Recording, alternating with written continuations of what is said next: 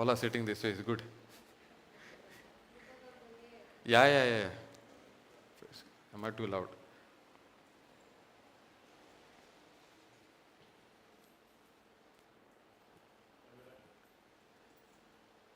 Okay. Let's start with a prayer. Thank you, Jesus. Thank you, Holy Spirit. Thank you, our Father. Lord, we thank you and we praise you for this time once again. And each day we are gathered here. Each week we are gathered here. It is you who are speaking to us. And it is you who is helping us through your word with the help of the Holy Spirit. We thank you and we praise you, Lord. It is your grace that enables us to come here. Because it is your grace, it is your strength that brings us here, draws us here.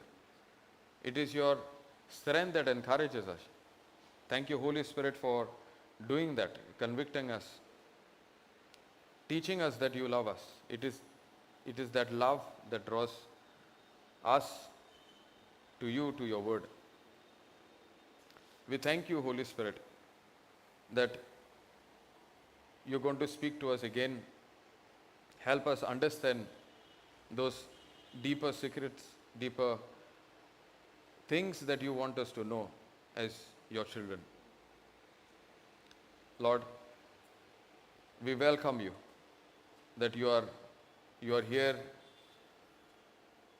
you are talking to us, you are helping us to know exactly that you want us to know. Thank you for enlightening our hearts so that we may able to understand everything that you are speaking to us through examples, through parables, and all different things that you know that we can understand better. You know exactly, Lord, what we understand, what we need to understand. And thank you for breaking it down for us with simple examples, everything that you want us to understand. Lord, we thank you that we are attentive to your word. Thank you for giving us that strength so that we pay attention to your word. Because your word says, pay attention to my word. Because it is your word that heals us. It is your word that brings health and healing to all our flesh. Lord, we thank you for the authority that is given to us. Thank you for giving us your strength when there's a slight unbelief, we rebuke that unbelief so that we are ready to listen to your word. We are ready to receive everything that you want us to receive. Thank you, Jesus. Thank you, Holy Spirit, that you are taking full control of this session. And every word that is coming out of our mouth, it is your word, anointed word that brings results. Not just here, but to everyone that hears this word. Thank you, Lord, that you are readying us as disciples. We have come here to know from you, learn from you, so that through our lifestyle, things in our families, things where we are planted in, places where we are planted in, they see the anointing, they see the move through us, and there is transformation in their lives too. Thank you, Lord, that you are making us those new creation that we are already are in our day-to-day life. Thank you, Lord, that we are emitting your light to others. We are truly that salt to this earth. Thank you, Lord. Thank you for helping us to renew our mind so that we don't remain conformed to this world, but we are transformed day by day, paying attention to your word. Thank you, Holy Spirit. Thank you, Jesus. We make this prayer in Jesus' mighty name. Amen. Praise the Lord. Hallelujah. Thank you, Jesus. Let's do this in English or Konkani? Both. Okay, English. Praise God. No Konkani today here. Thank you, Jesus. Okay. Now, in our life, we see a lot of situations, right? We see a lot of, you all are comfortable there under the fan? Okay. We see a lot of trouble. We see suddenly life going crazy, right? We see certain things, suddenly they come up, and everything seems to be in a chaos. Happens? Because a lot of bad things come uninvited, right? And they come at the wrong time. But as a believer, we need to understand, as a believer in Christ Jesus, as Christians, we need to understand that God has given us the authority. God has given us His authority to overcome these situations, overcome these sudden attacks. You and I, whether the attack is there or not there, you and I hold this key with us, and that is God-given authority to those who are born again. So as a believer, no matter what the situation is, no matter how bad it looks from the outside, in the inside, this authority still is with you. Praise the Lord. Thank you, Jesus. Life may go crazy, but there is one thing that stays with you, that's not yours, it is given to you as a free gift, and what God has already given is not going to be taking it back. Is He? Praise God. So from the outside you are facing a problem, from the outside you might be facing a sickness or trial, a sudden attack, but what remains inside of you is not gone out of you, it still remains, and that is God's authority. So we are going to study on authority today that stays with you, and this is given to you as a free gift from God. Sounds good? Praise the Lord. Thank you, Jesus. Now, what is authority? Authority is a right to command. Authority is something that is given to you, and it is right to enforce it, right to command. Praise the Lord. Hallelujah. We'll come to all those things. We'll learn slowly. We have the whole day, but we will learn on this very, very important aspect as a believer, and this is given to us as a free gift in Christ Jesus. Now, we have the authority. Now, if we have the authority, we do not tolerate any sickness, any disease, any situation that comes against us. Rather, we enforce that authority that God has given us in His name, and we bring that situation, bring that sickness, bring that bad adversaries unto your subjection. Praise the Lord. Now, there's an attack come to you. You know the authority is with you. It's not gone away from you. It is always there. Now, do you tolerate that attack? Do you tolerate that sickness? Do you tolerate that situation? No, you don't have to. What you tolerate will not bring that change.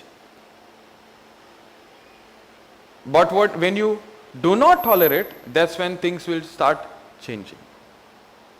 If you tolerate the sickness, if you tolerate that situation, if you tolerate that thing that has come as an attack, it's going to take you down. Yes or no?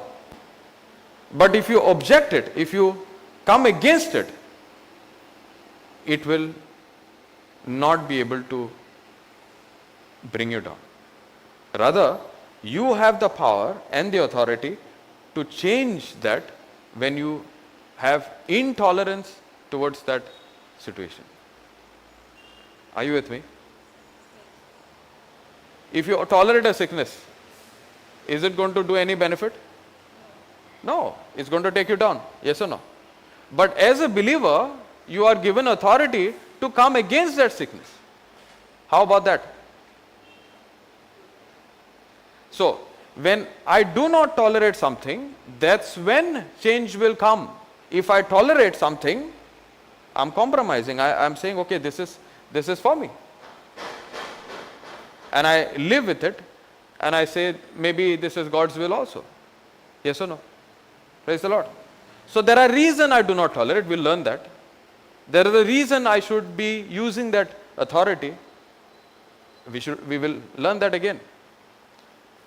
So we will take this very slowly. We will learn from examples. We will know how we are bound to use that authority.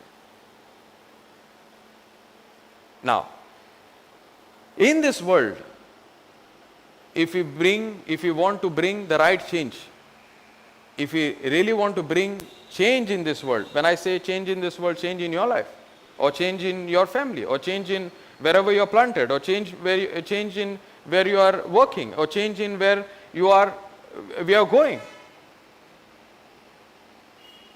I can exercise the authority that God has given me and bring that change. So in this world, if change is needed, the right kind of change is needed, it will not come from the earthly authorities. It will come from the church of Jesus Christ. Praise the Lord. It's a good news. Change will come in this world, not from those who are in this world, but change will come in this world from those who are in Christ Jesus in this world. There's a huge difference. That means the power to exercise the authority is not given to those who are not believing in Christ Jesus. Because those who are in Christ Jesus are the ones who are believing in Christ Jesus. Now, simple thing, what is to believe before we get to authority? What is to believe? How do you define somebody who is believing and not believing? Action corresponding to the message. Praise God. Very good definition. Give an example. Example, doctor's report. Harry, sit down. Doctor's report. Okay. If I believe on the doctor's report, I am thinking negative. But I am already in the word, 1 Peter 2:24, that by the stripes of Jesus' wounds I am already healed. Praise God. So by the stripes and wounds of Jesus, I'm already healed. The person is seeing a fact, and the fact is come in the form of a report. Now, is the fact bad? Yes. Is the fact lie? Is that fact a lie? Yes. It's not a lie. There's a difference between a fact and a lie. So the fact shows that it is a lie. See, that's why the word believe. Now, actions corresponding to the message that I heard. The message that I heard from the doctor, the message that is written in red is a fact. It's not a lie. It's not a lie. Because if I say it's a lie, I will start taking medicines, correct? Yes or no? If I see a fact as a lie, then I will say, oh, the doctors are wrong. Doctors are not right. But fact is a fact, lie is a lie. There's a huge difference. When I agree to the lie,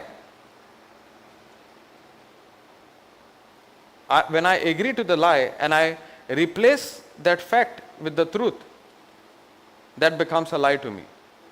The moment I believe, one second, I heard that.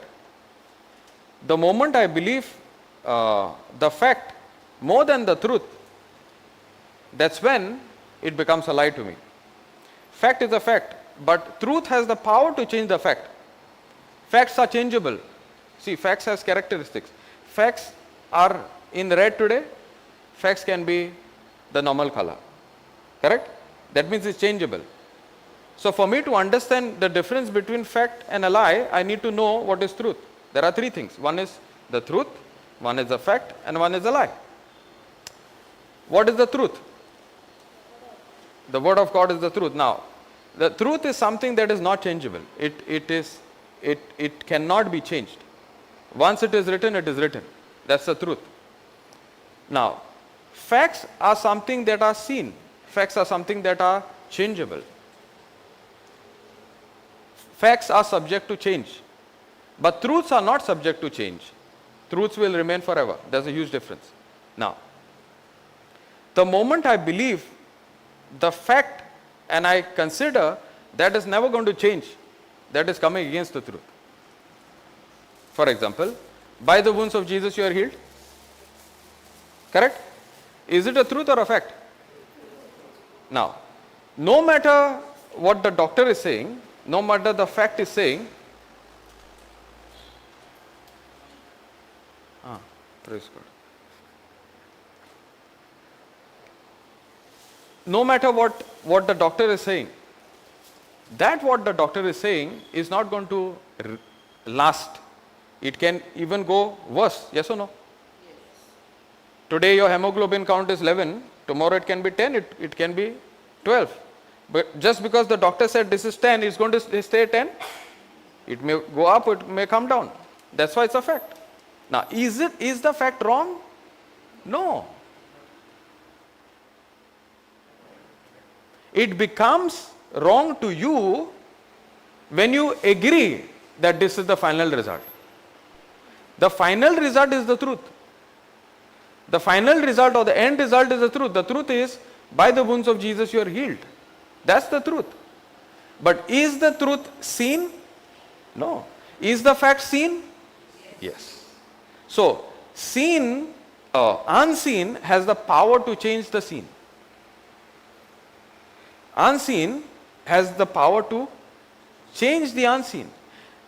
To transit from the unseen to the seen, that means to change what is seen from to the unseen, you need to use what is called God's authority. And that is exactly what we are learning. Did you get what you are trying to highlight? The difference between fact and a lie? Okay. Now, lie is something that contradicts to the truth. Lie is something that contradicts to the truth. Now, fact is not a lie. Fact is changeable. Fact is subject to change according to the truth. If you're going to enforce the truth against the truth has the power to change the fact. Are you getting it? Okay. Praise the Lord. I will keep repeating it so that you get, okay?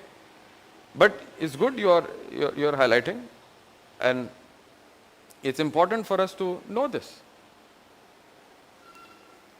Because many a times we hear a lot of people coming and saying, okay, we came to a session, we got healed, so I don't go to the doctor.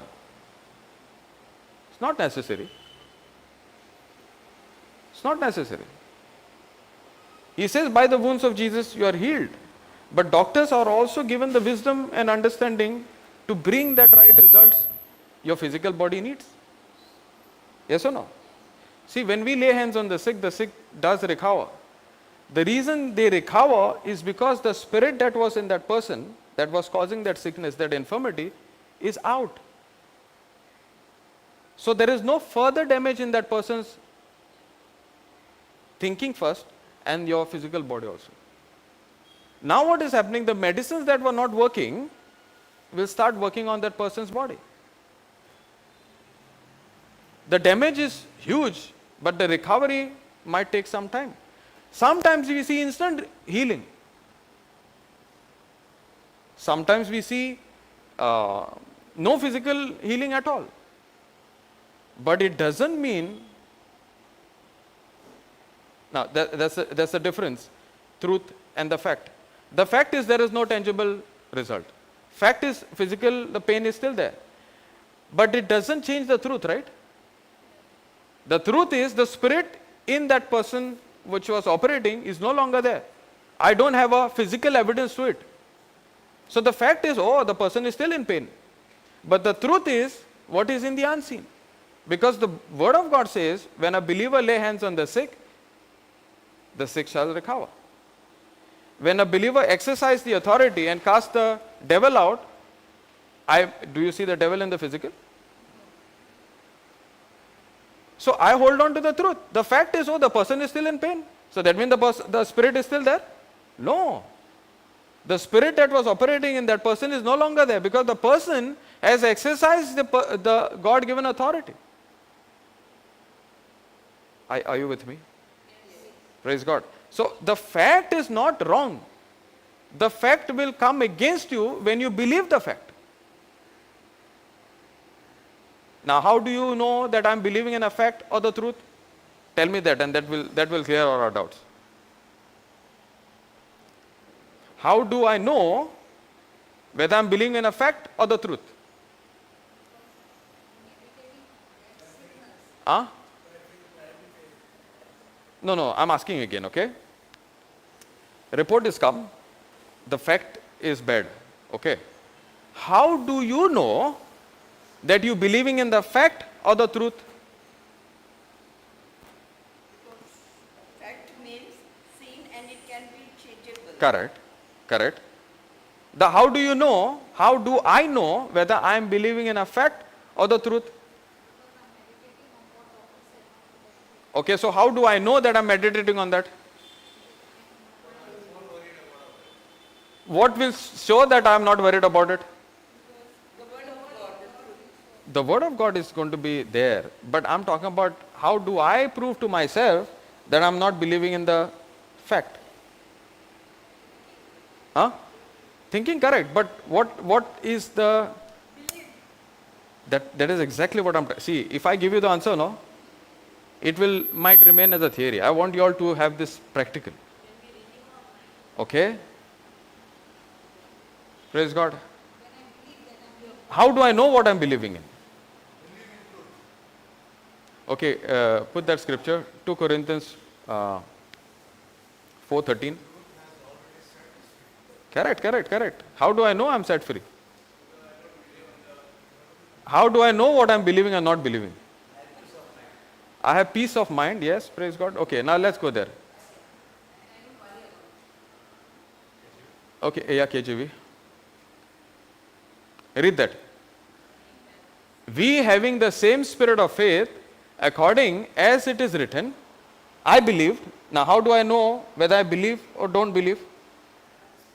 I believed and therefore I have spoken. Okay, see. I have to believe, I have to speak and then put it into action. See, the first action of faith, the first action of me believing or not believing, see, everybody believes. Let's get that straight. Whether you are a Christian or you are not a Christian, you are maybe atheist also. But you are believing in something. See, word believe means my action correspond to the message that I heard. If I hear and if I understand there is no God, will I do anything? Will I have to do anything with God? Because I believe there is no God. So what is the first action of me believing in something? So if fact is there and the truth is there, doctor has given you the fact. Now you take that fact and you say, no, this is a fact, but I don't agree to this fact. I agree to the written word of God says, and the written word of God is saying, by the wounds of Jesus I'm completely healed. This is a fact, that is the truth. I agree to the truth, and this truth that I'm holding on to, meditating on, imagining on, has the power to change this fact. So the first thing I know whether I believe or not is what is coming out of my mouth. Are you with me now? Yes. Praise the Lord. Thank you, Jesus. Now this is important for us to know. Otherwise if we may consider fact, it's wrong. No, fact is not wrong. Fact is showing you which is temporary, because fact is seen. Today your blood count is so, tomorrow not necessarily is going to be the same. It's not necessary when you take the test it's going to be the same. If it is good, it is better to be constant. But if it is bad, you need to enforce the authority and bring that into your subjection. That's when authority comes in. That's where authority has to be imposed. Are you with me? Are you understanding, brother? Praise God. Did you understand the difference? Yeah? Praise God. Speak what you believe. Now, you will speak always what you believe. Now, okay. We did a session on confession. Why we need to confess? The reason you need to confess is not like what tablet I should take. Because many a time we come, what scripture should we speak, right? So it comes like a formula. But with when it comes to God, healing and all those things should be a byproduct of the relationship that I have with God. So that means the confession that I make should result into a intimate relationship with Him. Like I said, fact is you are not healthy. But truth is you are already healthy. Correct? This power, when you keep meditating, keep pondering, when you keep thinking on. Now how will all this thinking, meditating happen? When you open your mouth and keep confessing. Yes or no? Yes. Now, somebody who is married, somebody who is dating, right? Somebody who is in a relationship. Will that person think of that other person? Yes. Correct? Will that person ponder on his or her likings or habits? Yes. How is that happening? Because you are discussing somewhere first. What color you like? What dish you like? There are words involved, correct? What are words? Actually, when it's coming out of your mouth, becomes your confession. So when you are confessing out of your mouth, it has to give you information or give you something that teaches you about that person. Same with God. When you are saying by the wounds of Jesus you are healed, you are meditating how Jesus has healed you. It's not that when you confess He's going to heal you, you are confessing because you are already healed. Now I heard she saying, the reason you are having the poor mindset is because you are thinking that you are poor. But when you are confessing in that relationship, it is first changing your thinking. That you are not poor, my God supplies all my needs, there is no lack in me. What are you confessing? You are confessing your relationship with God. Praise the Lord. Because many a time we think, I confess, and the more I confess, the level that I am confessing, that's where the healing is coming in. No. You are confessing because you know that you are healed. That's a huge difference. Otherwise it will be like the more you confess, the faster the healing will happen. No. Somewhere we are not getting it right. Somewhere we are doing the right things, but with wrong thinking. It's not going to work.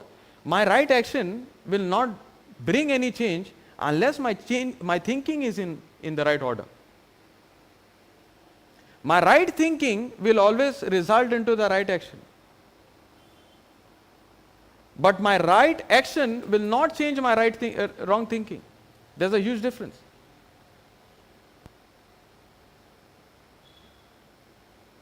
Thank you, Jesus. Hallelujah.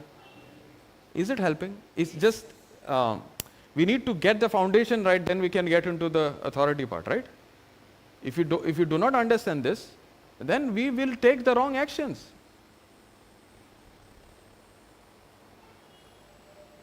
Facts are given to me, but I have to make the choice whether to agree to the fact or agree to the truth.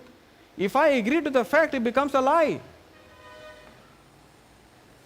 Are you with me now? Fact is not wrong. But when you believe that fact, it becomes wrong.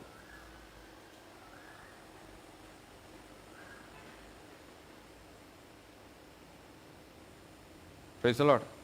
Hallelujah. Thank you, Jesus.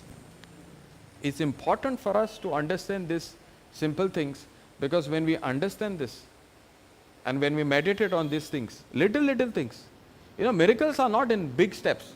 Miracles are in this small correction that is required in our thinking. That's why I said to you, you may have a fire at you, you may have a crazy thing that is happening in your life. But one thing you need to remember, as a believer, you still have God-given power and authority.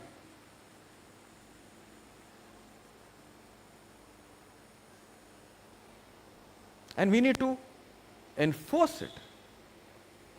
We should not be afraid of understanding that you and I as believers possess that authority.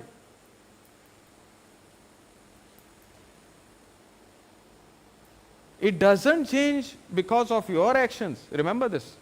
Authority that is given to me is a gift, yes or no? Gift is given to somebody out of love. Okay, you go for a birthday party, okay? Let's say, sister, you called me for your party, okay? And you like me so much, that's why you invited me.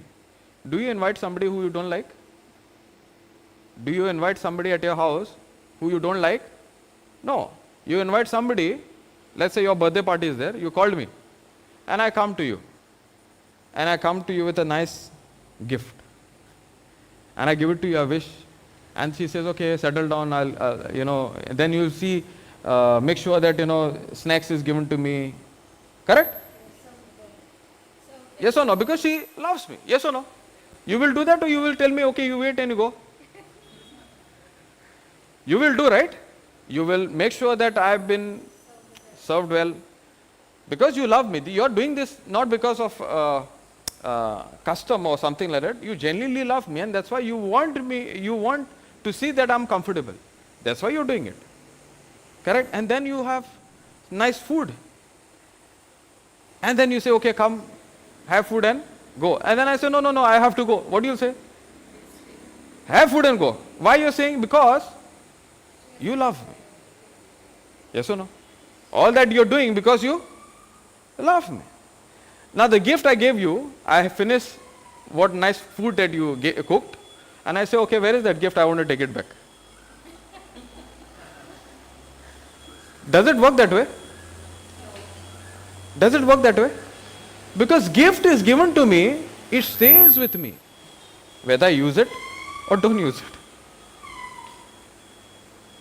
Gift is not given to me. First of all, the gift is given to me because God loves me. Yes or no? So just because I did something wrong, okay, your food, one of the dish was very, very salty. I say, oh, that food was not good. Let me take that gift back. Who cooked that food? You cooked that food. Are you with me? You cooked that food and it was not, let's say, too much salt you put. Became? What happens to a food where you put too much salt? Praise God. So obviously salty, I did not eat it. So your wrong action has made that food wrong. And I did not enjoy it. Just because I did not enjoy it, will I take that gift back? So what makes us think that God is going to take things back from us that where He has given us when we do wrong actions? Yes or no? Praise the Lord. Hallelujah. Are you understanding? God is not going to take something that is given to us, but He is expecting us to use that. So our wrong action will not make God to take something that He's already given us. Some way thinking is not right. That's why when situations come, we fail to exercise the authority that God has given us. Because we base things based on our actions. We base things to use the gift based on our action. Praise the Lord. Hallelujah. God has not given us anything based on our actions. Remember this. God has given us everything based on one person's action. And His name is Jesus. So God has given us a healing. God has given us deliverance. God has given us the authority to enforce that healing and deliverance because He loves us. Because everything now He sees us as His children is through what Jesus has done on the cross. It's not based on our action. It's not based on our performance. It's not based on your performance. It's not based on my performance. It is based on Jesus' performance. That's why when the attack comes, don't base your action, don't decide on using of their authority that is given to you, something that you did right. No. The only action that God demands from us, which is right in His eyes, to believe in His Son Jesus. That's the only action He demands from. demands from us.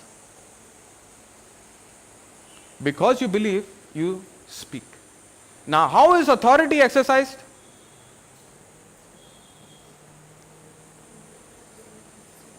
How is authority exercised? Authority is right to command. Yes or no? Praise God. How is authority exercised? Authority has to be exercised, or authority has to be released. Authority has to be enforced with my own mouth. With me speaking it out of my mouth. That's exactly what is written there, right?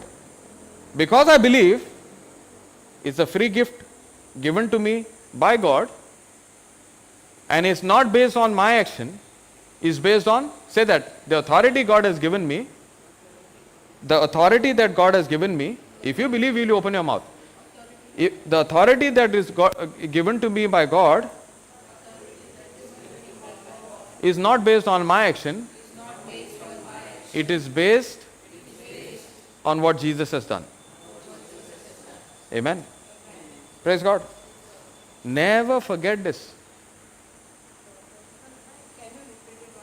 Okay, it might not come the same.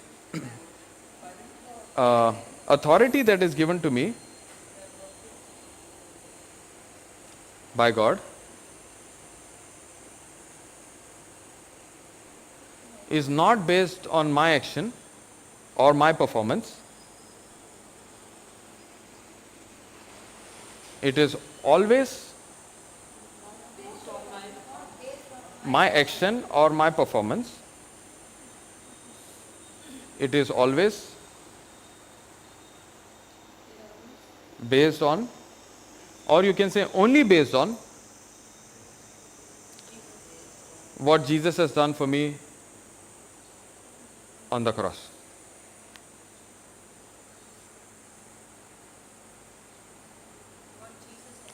For me on the cross. Jesus died, not his death, he died my death. Yes or no? That means he became a substitute. He died in my place. And because of what he has done, now what he has done has a direct effect for me. He paid the price in my place. He paid the penalty in my place. He paid the debt in my place. And what he has done is given to me. Now Christ has redeemed us from the curse of the law. Yes or no? Now, say that. Christ has redeemed us from the curse of the law, being made a curse for me. By becoming a curse in my place. Because it is written, cursed is one who is hanged on a tree. Yes? Now, he became a curse in your place. Now, what is curse? Curse is sickness. Curse is poverty. Curse is all sort of bad things that is not from God. Correct? Now, Christ became that curse. Christ became that sickness. Christ became that bad. Christ became that poverty. So that he takes your place, he pays on your behalf, and you are set free. Agreed? Now, when Jesus is saying all these things, when Jesus has done all these things, not because he deserved it, I deserved it. He was made sin who knew no sin. That means it was God's will for this one man to take your place and become a curse in your place. So now God is looking at you through his son Jesus. That's why the authority every time has to work. Hallelujah. Authority that is given to me has to work every single time. That's why I was saying, do not tolerate any nonsense that is coming from hell.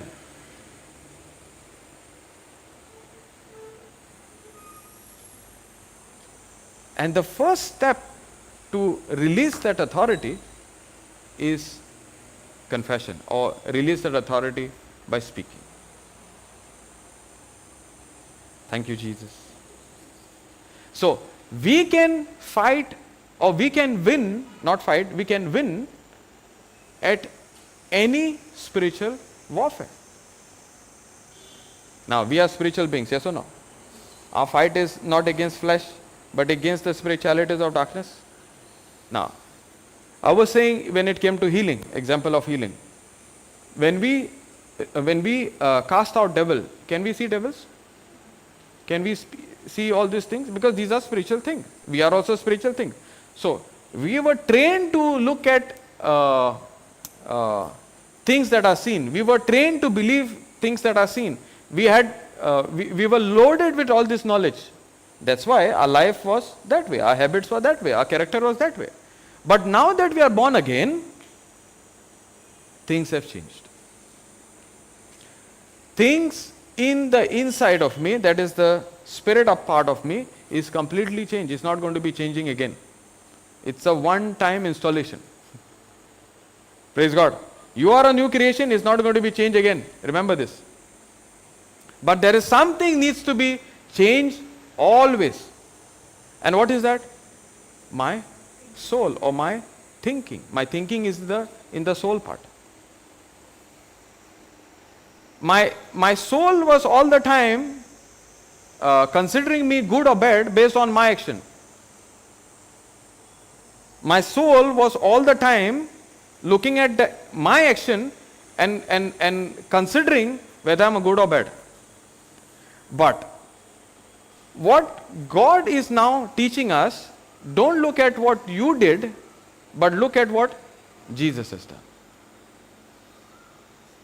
The moment you agree what Jesus has done, that becomes from the Spirit. That comes from the Spirit. And that's where faith comes in the picture. All these things what we are talking about is all spiritual. And spiritual things can be understood by a sixth sense called faith sense. Are you with me? All spiritual things can be understood only by faith.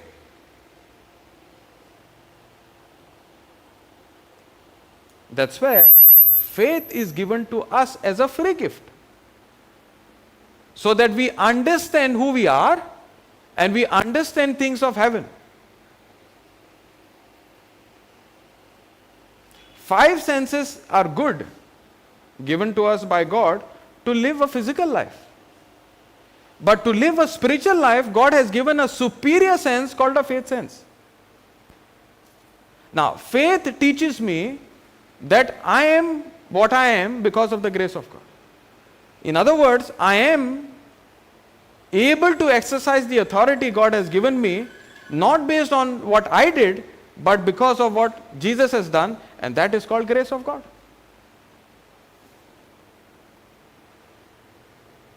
Are you with me? Yes. Thank you, Jesus.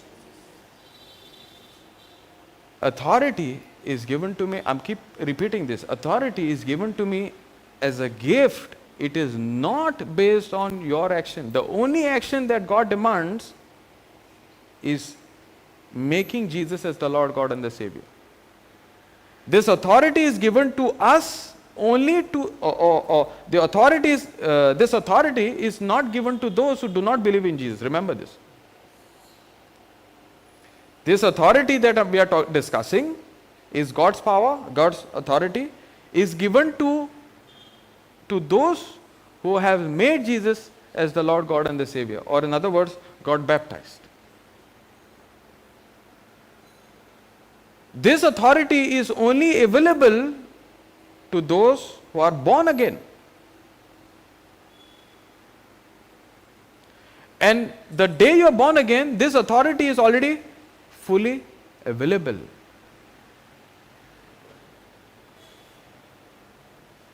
It's not going to be taken away. It's already installed in you. It's already in you. First comes knowing this truth. Because the fact will always focus on what you did. Yes or no? Fact is, I did this wrong. But the truth is, Jesus cancelled it all. What are you going to believe? The fact is, I did this. But Jesus saying, you are already set free. The fact is, I did so and so thing wrong. But Jesus is saying, I purged your sins. What are you going to believe? Fact is not only doctor's report. Fact is what you did. Yes, brother. Okay, praise the Lord. Thank you, Jesus. Now, Jesus said in John 3, unless you're born again, you will not enter the kingdom of heaven. Right? And then you have Nicodemus or somebody coming and saying, how can a 50-year-old person be born again? And Jesus is saying, the one who is born of my word, that means believing in Jesus and making Jesus as the Lord God and the Savior, there's a new birth that is happening. This new birth that is happening is not happening in the outside, it is happening in the inside. This new creation, okay, put that up, 2 Corinthians 5:17. We'll come back to the authority, but this is very important. If you do not understand this, then I will keep saying born again has the authority, and we'll say, okay, what is born again? Yes or no? Yeah, we'll come to that. That is, I'm coming to the base. Praise God. If you do not understand this, then you will ask me, what about the water baptism, all those things? Let's come here, no. Let's have Cerelac first, then have bones. Because that is how it is. Praise God. Therefore, if any man be in Christ. Now, what's the condition? Therefore, if any man be in Christ, he is a new creature. Now, and then the scripture says, old things are passed away, behold, all things are become new. Let me ask you something. I was fat, now today I am slim. Today I am slim, tomorrow I am fat. So that's the new thing? No. So what is this new thing that God is talking about? Okay, praise God.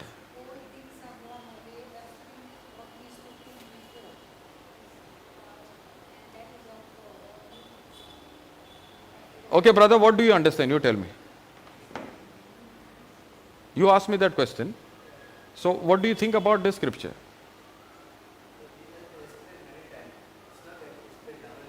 Okay. Okay. Praise God. Praise God. I like your honesty. Praise God. Thank you.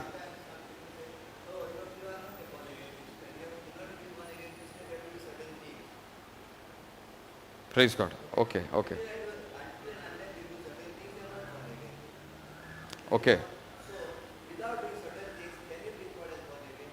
Okay, there is one thing. Okay, let me give you the answer first and then we'll learn from that answer. There is only one thing that is required to be born again. And that one thing is believing in what Jesus has done. Now, baptism itself teaches us when we go to church, right? What is baptism? God's spirit and my spirit become one. How is that happening? Is it a physical thing? No, it's a spiritual thing. When you make Jesus as the Lord God and the Savior, you believe when Christ died, you died with Christ. Did you see Jesus dying? No. I have not seen Jesus. Now, by faith, when Christ died, I died with Christ. Correct?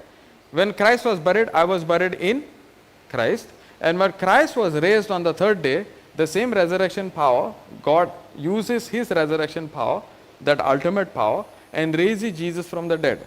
Now, when I believe this, what is that believing? When Christ died, I died. All these three things happened with me also. Now, what is the main thing that happens is this which is there. Old things are passed away. Praise God. The problem is actually not the first part, it's actually this part, because we are thinking for the old things should pass first, then I become a new creation. Correct? That's what you were saying, right? I need to do something so that I get rid of these old things, and then when I get rid of all these things, therefore then I will be with the new creation. That's how it is. But the scripture doesn't say that. The scripture says you are a new creation, and the day it happened, that moment it happened, the old things are passed away. So that means there is an effect of something that results into this thing. Therefore the word therefore is written. There is an effect of something. That's why all these things have happened. Praise God. Hallelujah. Okay, let's learn this. Now, for us to understand all these things, let's go back to the creation. God created Adam and Eve. Now, was man created in the image and likeness of God? Now, that means God and Adam had a same nature. Agreed? Because God said, let's create man in our image and likeness. Now, what God has spoken, He cannot come against His word. He is true to His word. Yes or no? Now, the moment He creates man in His nature, in His likeness. There are two things, likeness and nature. Now, go to Romans 5:12.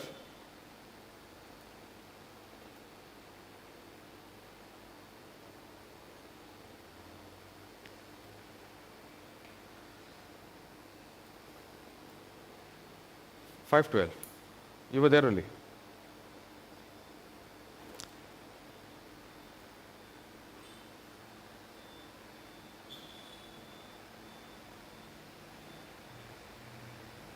Okay, highlight that one. Praise God. Wherefore, as by one man sin entered into the world, and death by sin. And so death passed upon all men, for that all have sinned. Now, he is talking about the first creation, the first man, that is Adam himself. Wherefore, as by one man, do you see that word? One man. Who is that one man? Who is that one man? Adam. Now, Eve got deceived and she gets into her husband to disobey. Now, disobey whom? Did he disobey Eve or did he disobey God? He disobeyed God. Now, what is the result of disobedience? Exactly what God said. The day you eat of this fruit, what will happen? You will die. Now, what is that death? What is that death? Spiritual death. Oh, now, okay, in simple terms, when we say spiritual death is between, now God is a spirit, I am a spirit, correct? There's a spiritual death, that means there's a wall between me and God that separates me. And what is that wall? That wall is called sin. This wall entered into the world. That means God and man were connected. Now there's a wall called sin that separates God and man. There is death between God and man, and that death or that wall is called sin. Was this wall or was this sin in the world? Think properly. Okay. Like I said, everything what is written is a result of something. Sin entered in the world. That means there's a result of which sin entered. Are you with me? Praise God. Now,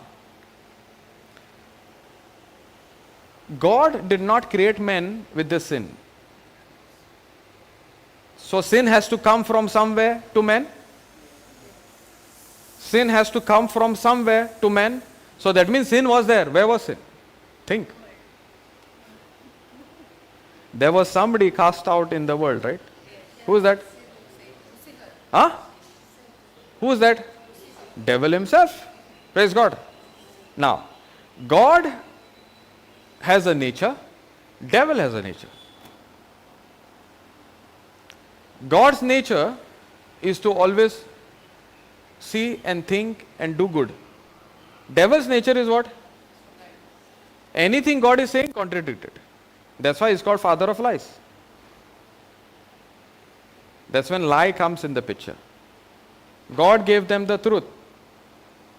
The day you eat it, you will die. What the devil is saying? Did God say you will die?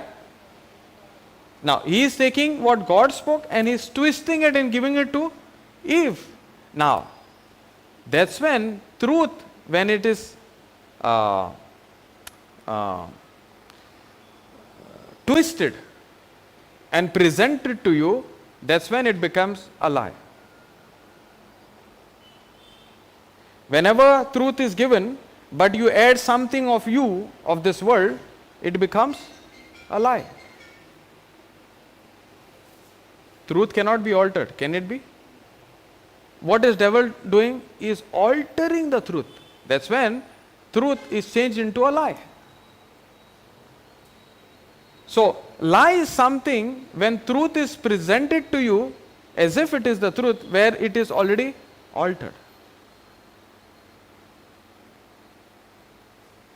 Now what is devil saying?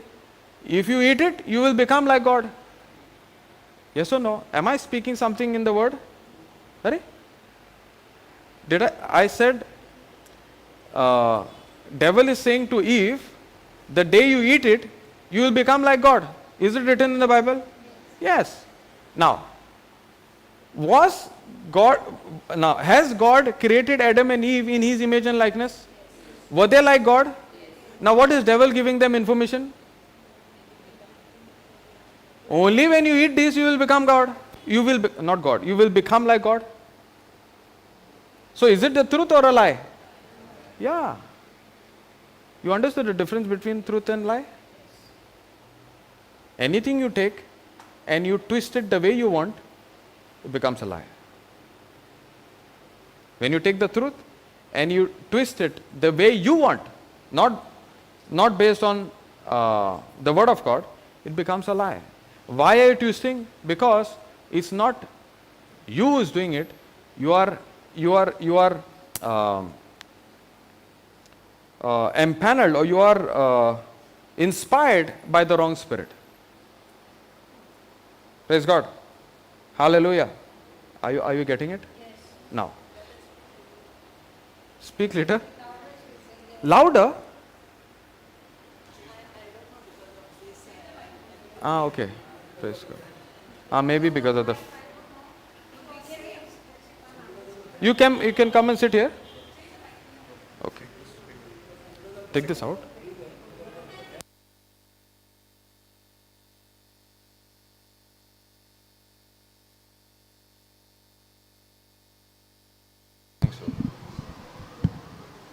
Praise the Lord. Now it is loud. Hallelujah. Thank you, Jesus. Yeah.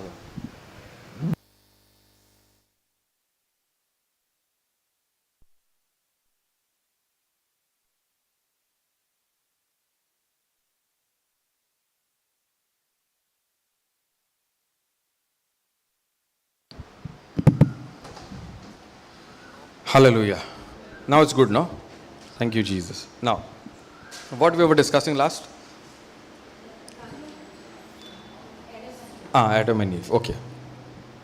We were discussing where did this sin come from? Correct?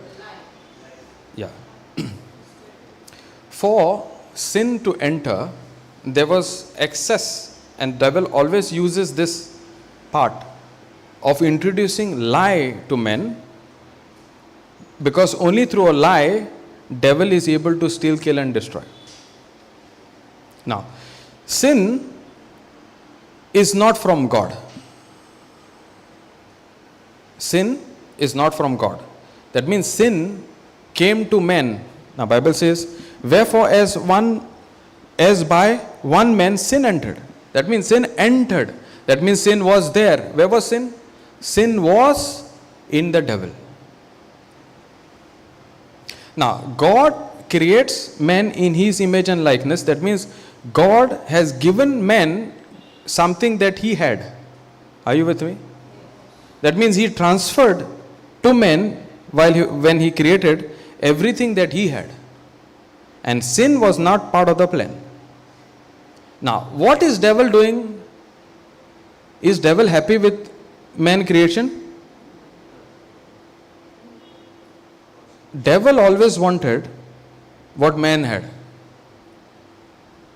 Because when God created man, he also blessed men and gave men authority, dominion of everything that is in the world. Now, devil is first of all cast out. Devil has nothing in his hand. And devil actually wanted to be taking the place of God. That's the very reason that nature called pride, because of that nature, he was cast out. Now actually, devil has nothing in his hand. So everything he sees, God giving to man. So will he be happy? First he is cast out of heaven. Now he is on earth, and this earth is given dominion, authority, and everything of the governing of this world is given to this new creation called man. Now what is actually devil wanting? What man has. What is actually devil wanting? What is given to man, this authority, this dominion, and everything what God gave, steal it from man. Hallelujah. Now, how he does that? He introduces lie. Man agrees to that lie. When man agrees to something, all this time he was agreeing to God. When you agree to someone else, you disobey the first one. Yes or no? So the moment you agree to the devil, that's when what man had is accessible to the devil. All this while, man was obedient to whom? God.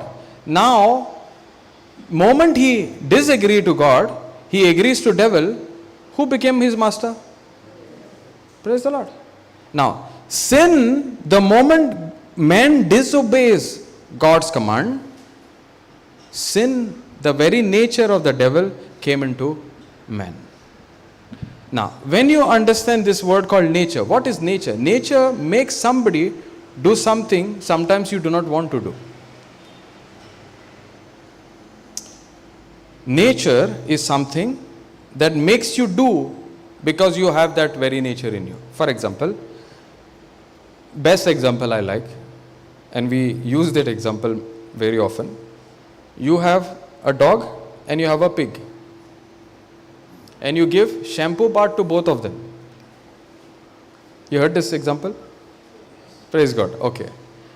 You have a dog and you have a pig. You give shampoo bath to both of them.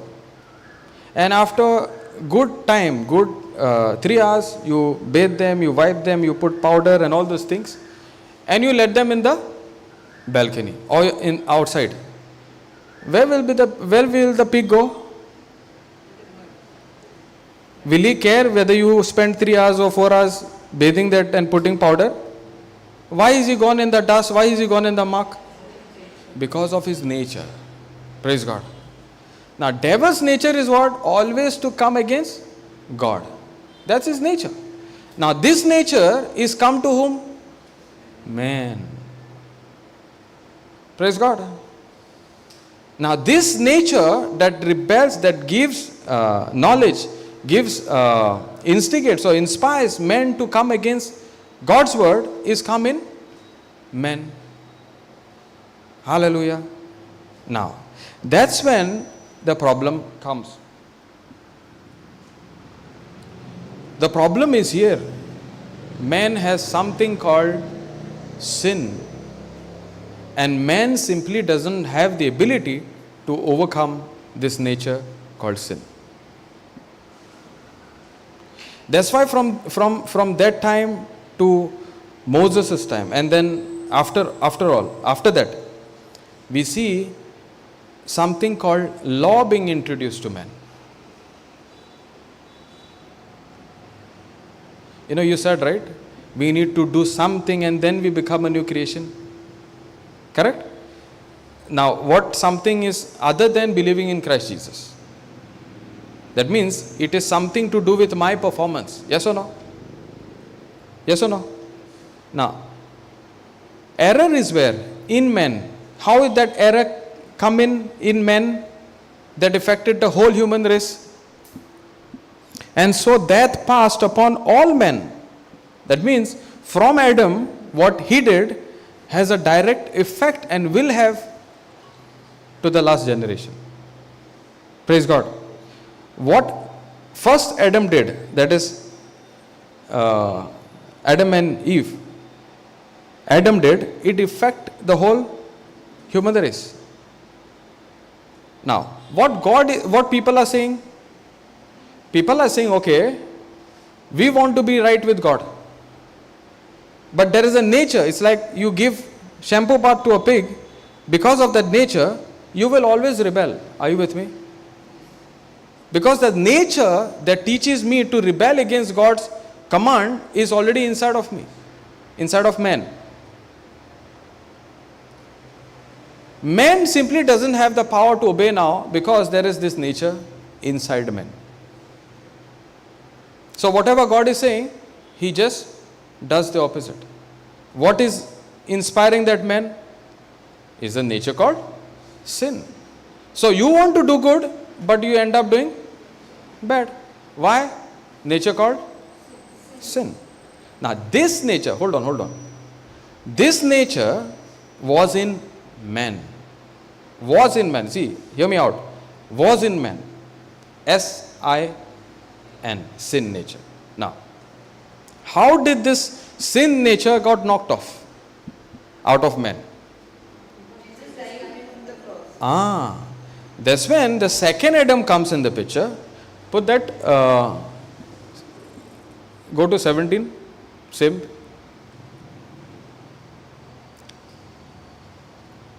For if by one man's offense death reigned, that is exactly what we discussed, by one man, much more they which receive abundance of grace and of the gift of righteousness shall reign in life by one Jesus Christ. Go to 19. For as by one man's disobedience, that is Adam, many were made sinners. That means many were made because of that sin nature. Many rebelled against, many committed or made sinners. Okay? They because of this nature, from what one man did, because he disobeyed, many were made sinners. There's a difference between I commit and we were made.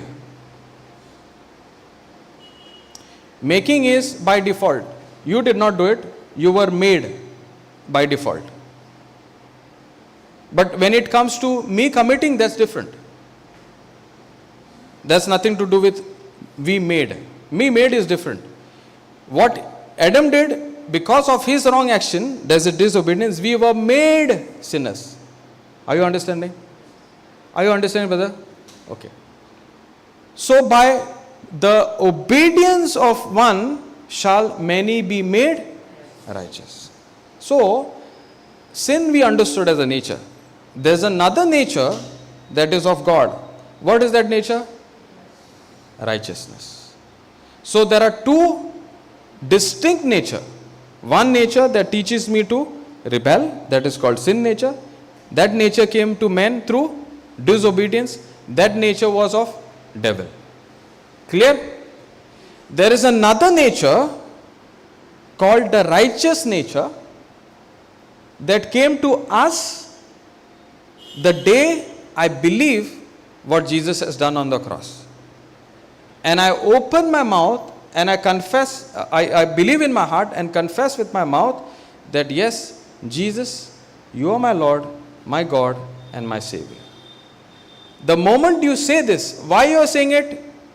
Because you are believing what Jesus did is He is done on my place now. What He has done, what action He did, what performance He performed on the cross has a direct effect on me. That's when I become a new creation. It was never about my any other action. Only action that is required is believing what Jesus has done. And how will you believe unless the word is not preached to you? Praise God. Okay, go to Romans 10:13.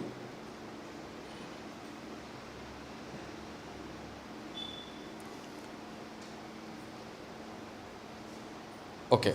For whosoever shall call upon the name of the Lord Jesus be saved. Now, we are talking about salvation. Saved. Right? For then shall, go down. For then shall they call on him in whom they have not believed. How then shall they call on him in whom they have not believed? In other words, how can you believe in something which is not even told to you? What is not even explained to you? Praise God. Now, and how shall they believe in him on whom they have not heard? It's the same thing what we discussed. Without a preacher. That means we as preachers have a job.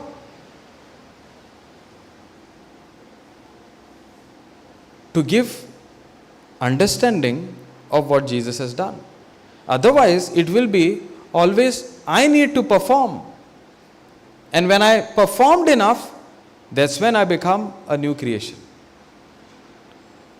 But what you and I had to perform, Jesus became a substitute for you and me, and he performed whatever that had to be done to fulfill the law, to keep the law.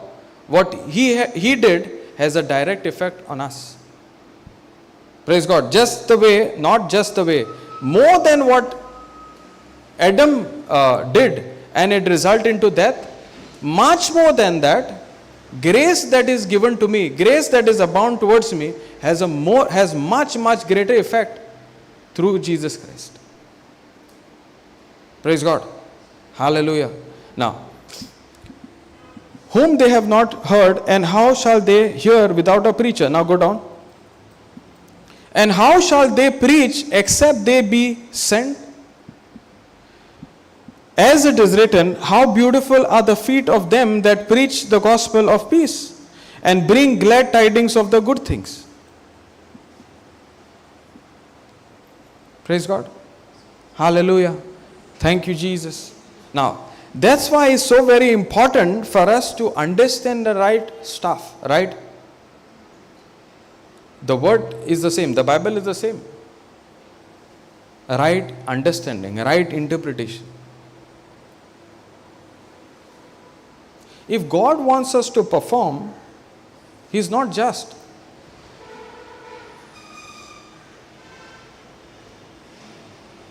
Whenever somebody tells you, you need to do something, that's not from God. That's not His nature.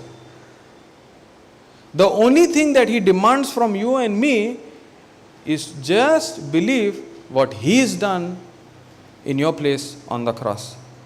For an intellect or human thinking, this is utter nonsense. It will remain as foolish things. Praise God. Remember, we are not of this world. We are spiritual beings. Only to a person who is understanding this has the power to understand spiritual things.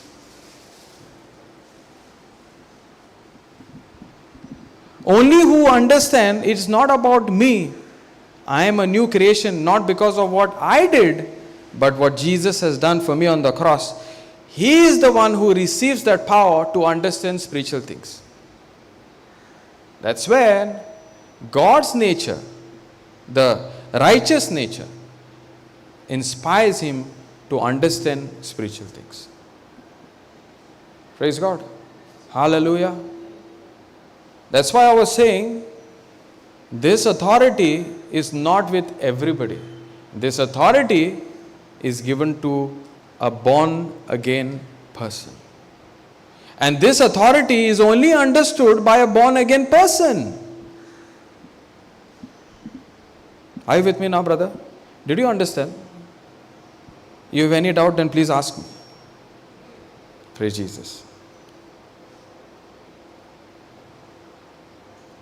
You wanted to ask something, brother?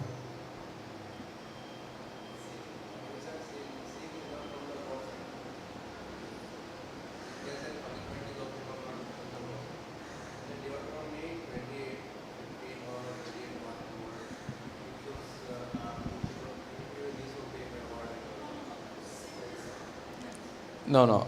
Okay. You want to take the mic? Take the mic and say.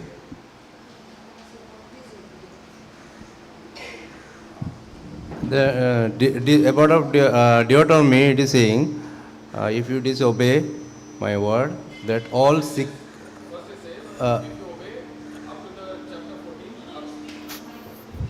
From first to Deuteronomy 28 chapter, from verse to 14 or 15, this sickness, I will send all sickness on you. I know the scripture. Correct me if I'm going not according to your question, okay? Now, Deuteronomy 1 onwards, God talks about, now see, how is a person blessed? How is a person blessed? How is a person blessed in the Old Testament? You're talking about Old Testament, right? Okay. How is the person blessed in the Old Testament? When you obey. When you keep instruction, that's when you are under his blessings. So if you read Deuteronomy 28, 1 to 14, okay, put that up, Deuteronomy 1, 2, 3. Yeah, 28. Okay, and it shall come, now see this title, blessing of obedience. And it shall come to pass, if you shall hearken diligently unto the voice of the Lord your God, to observe and to do all his commandments, which I command you this day, that the Lord your God will set you on high above all nations of the earth. That means I am about to give you instructions, and you follow this instruction, you obey this instruction, I will bless you. And all these blessings shall come upon you and overtake you if you shall hearken unto the voice of the Lord. That means it's simply saying, I am giving you instructions. If you obey, you will live a blessed life. You will live a successful life. You will live a very desired life. And then it talks about many blessings. You will be always a lender, never a borrower. You will always the head, never the tail. All these things are blessing. You are always full in whatever you do. All these blessings are there until the 14th scripture. Then go to 15. See, okay, read one of them. Hold on. Blessed shall you be in the city, and blessed you be in the field. That means whatever you do, you will be a blessing. Why? Because you are following instructions. So all these good things will happen when? When all these good things will happen? Only when you obey. Praise God. So when I am obeying, all good things will happen. Now, God is just. His character is always to give you the right stuff. Right from the beginning, he said, the day you disobey, this thing will happen. Correct? The word of God is a law. The word of God becomes a covenant. The word of God becomes the final authority. The moment he says that, he cannot go against his word. What God says is final. He cannot alter. If he alters, he becomes like devil. That's not his nature. Praise God. Are you with me? God's nature, he will never break his word. He will never violate his word. Okay, put that up. Psalms 89:34.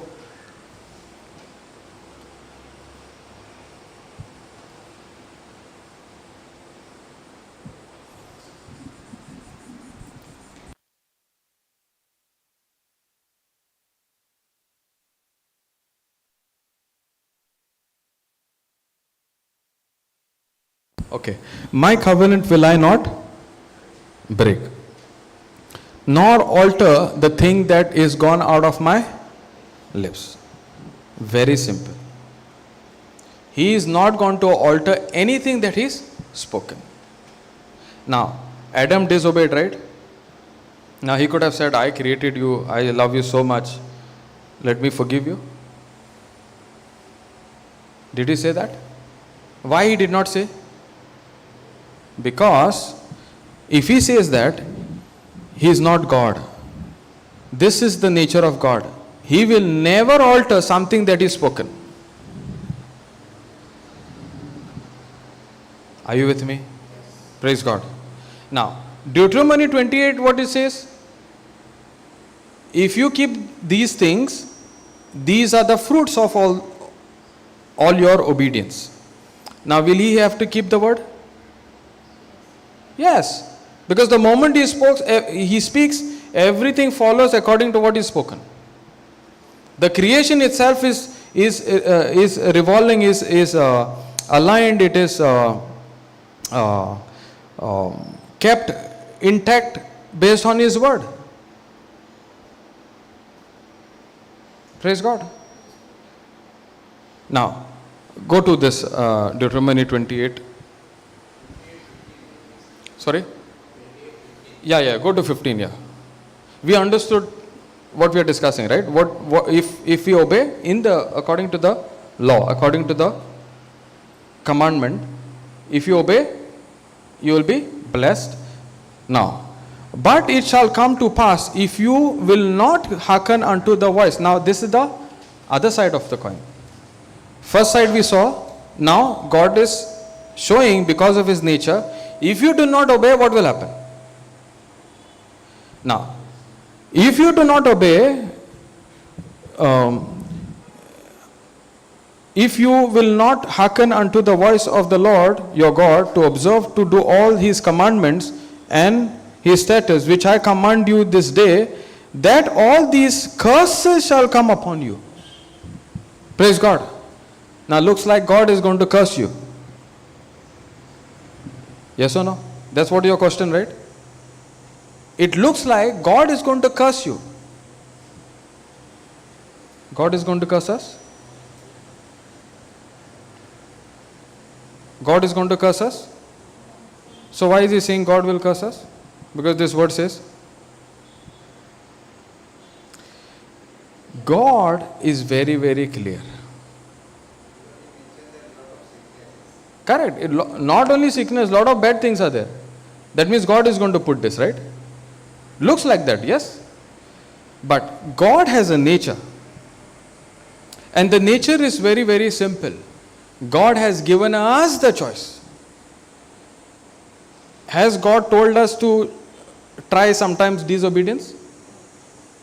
And when you disobey, let me give you a gist of what it looks like to be cursed. Or is he always saying, choose life? Where is life and death? God's tongue or my tongue? So the choice is given to us whether to choose life or death. Whether to choose obedience or disobedience. Praise God. Now, all this thing now did I answer your question? It's not God who is going to curse. The only person he impelled to be cursed is Jesus. That's why Galatians 3:13 says, he became our curse. That means all our disobedience for not following this, who became the curse? He became our curse. He was made a curse. So the only intention, if according to the will of God, is for Jesus. That's God's love. That's why I was saying, God has a character, and his character, his nature is love, and he is just at the same time. Therefore we see God's love and his just nature on the cross. God sent his only son Jesus because he loved us. Did he send his son Jesus to judge us, condemn us, curse us? Or he sent his son in this planet earth to take our place? Because we were living in curse. We were the ones who were living in sin. We were the ones who were in all sort of sickness and poverty. And it was according to the will of God that he becomes that curse, not you and me. Praise God. So in the old covenant, obedience was required so that we remain cursed. And it is God's love that told us back then to be obedient.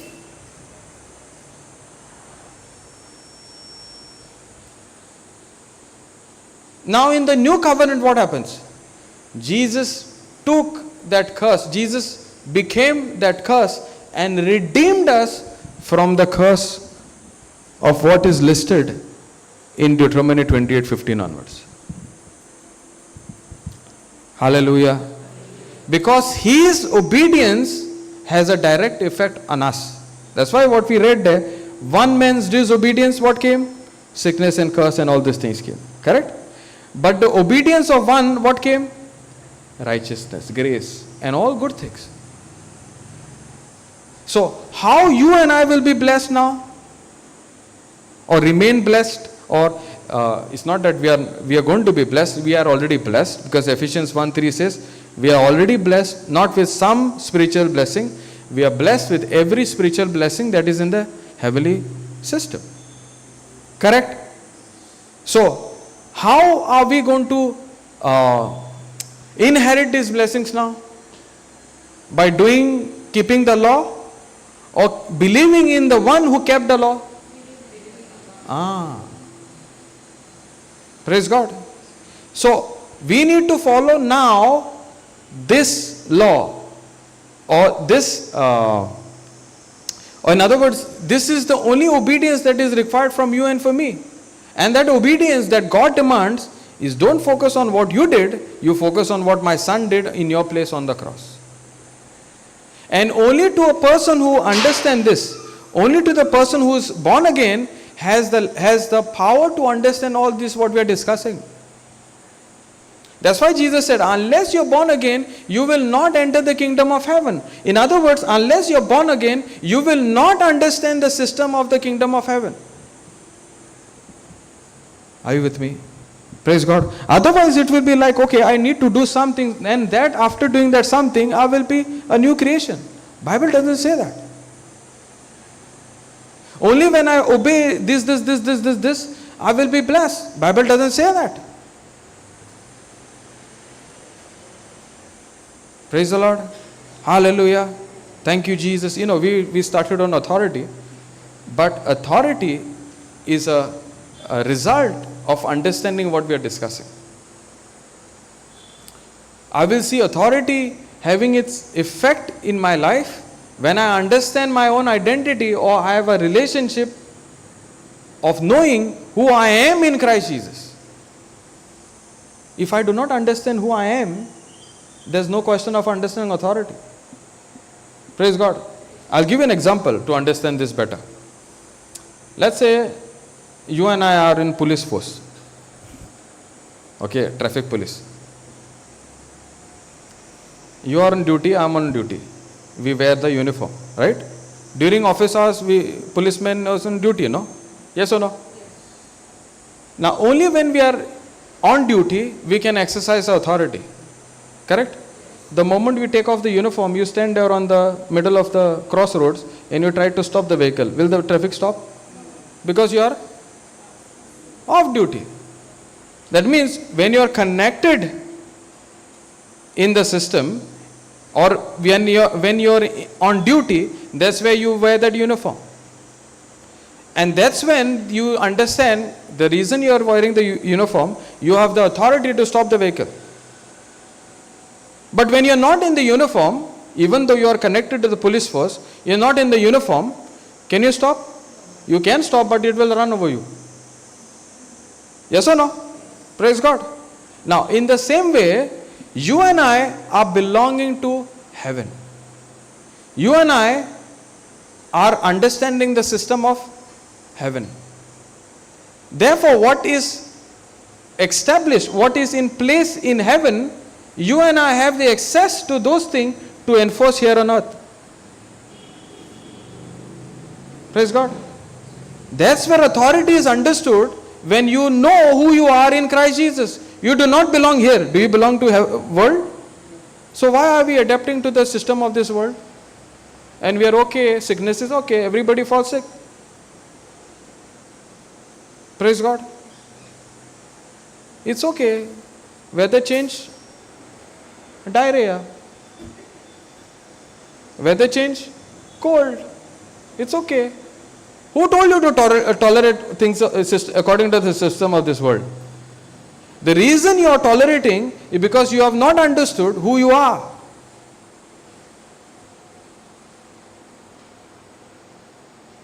Because if you knew who you are, you would not tolerate all that nonsense. You say, no. God said, healing, sun comes with healing under his wings.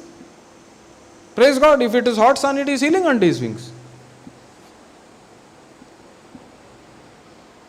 Praise God. Yes or no? Who created this sun? So God created this sun sometimes to make us sick. It doesn't mean you stand under the sun all the time. That's foolishness sometimes. Praise God. But that's why God is saying, ask for wisdom.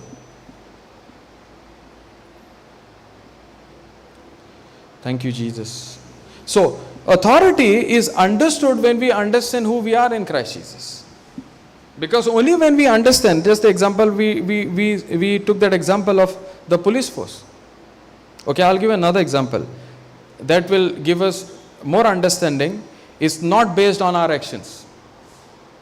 Is all this thing is given to me as a free gift and is always going to be affected when I understand I'm connected to heaven. For example, let's say again we are both on duty, okay? And last night I went to my friend's house and I had 1 or 2 drinks. Okay, I don't drink, but I'm just giving an example. Praise God. And after 4 hours, I am supposed to join you for duty. I'm wearing the uniform. Can I say I drank? These vehicles will not stop because I drank? Is it correct? I had drink last night. So you are in uniform, I am also in uniform, let me sit. Because if I stand there, these vehicles will not stop. Does it work that way?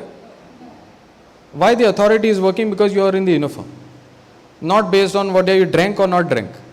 Correct?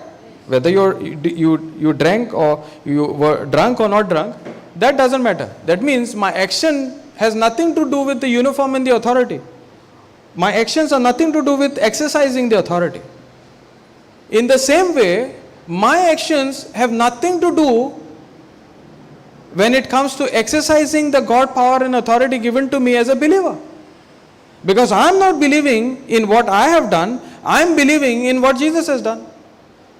So I am wearing this robe of righteousness, I have this authority in me, not based on my action.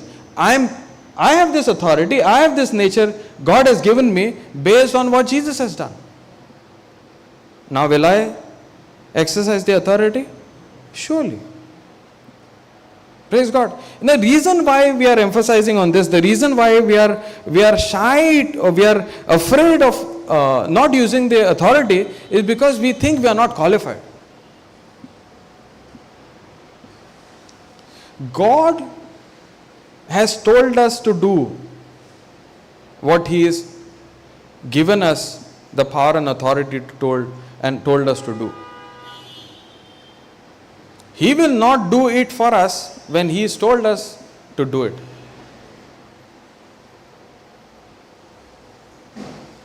Did Jesus call His disciples and say, okay, in my name go there.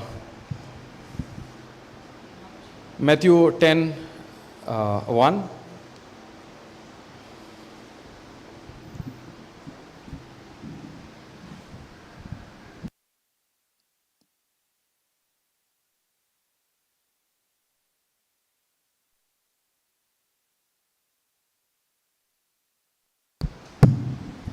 Praise the Lord.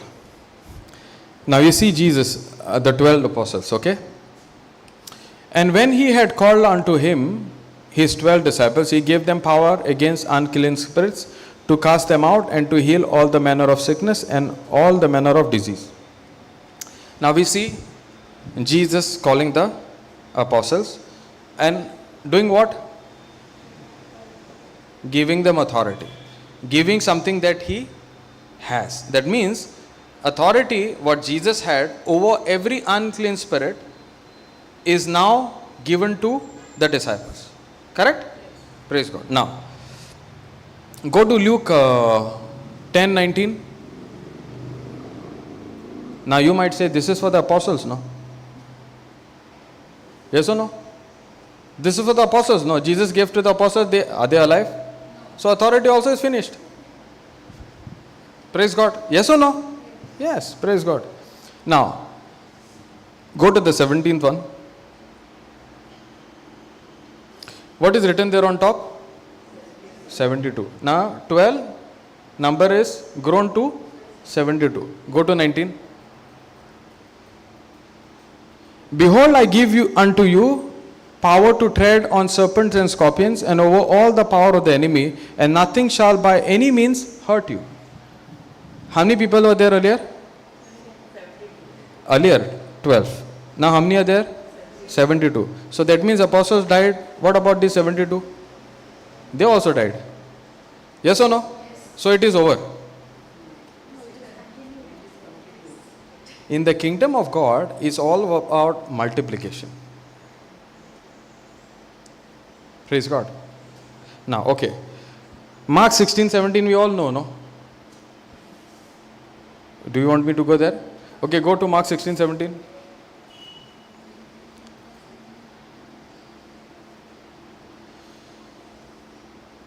Okay, 16. He that believe and is baptized shall be saved, and he that believe not shall be damned.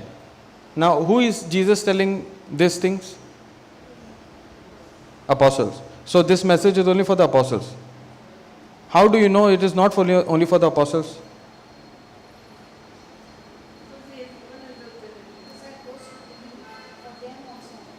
Where it is written? When the devil comes, you say, go to the word. He always quotes from the word only, correct? But you should be thorough. I'm not talking about exactly the scripture and all this thing. When Jesus spoke to the tempter, he said it is written, right? So you should know it is written. Okay, go to 15. Okay, go to 13 onwards actually. Down. 14. Okay, after he appeared unto the 11, Judas is not here. As they sat at meat and upbraided them with their unbelief and hardness of heart, because they believed not them which had seen him after he was risen. And he said unto them, go you unto all the world and preach the gospel to every creature. He is saying to the 11, go you unto all the world and preach the gospel to every creature. Now go down. What preaching is talking about? This message. Go and preach this message which I am telling you. He that believe and is baptized shall be saved, but he that believe not shall be damned. Are you with me now? So Jesus is saying, go and preach this message to all the world, so that whoever believes, they are the ones who are going to be saved. And those who make the choice of not believing is continue to live a defeated life or will be in condemnation. Now go 17. And these signs shall follow them that believe. In my name shall they cast out devils. They shall speak with new tongues. Now this is authority. Praise God. Is this clear? It is given to us. Yes. Did the disciples did their job? Did the disciple did the job? Praise God. So who we are? We are also called to be disciples. When we are going to be disciples? When we continue in His word, that's when the truth will be revealed to us, and that's when we will be called disciples. Praise God. In John 8, 31, 32. Don't go there. Now, the day we are born again, what happens? God's spirit and my spirit becomes One. That means we become baptized, we become one with God's Spirit. And the moment this happens, we receive power and authority. And this power and authority is not something that will be taken away. The day you are born again, God's Spirit, that means God and you become one Spirit.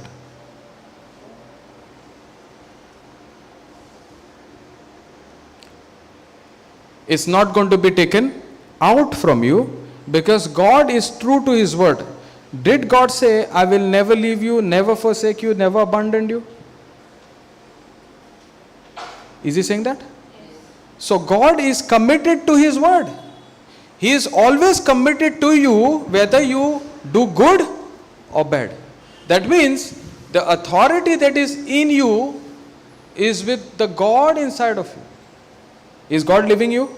So what happens to the authority? It also remains. Are you with me? Is God living you?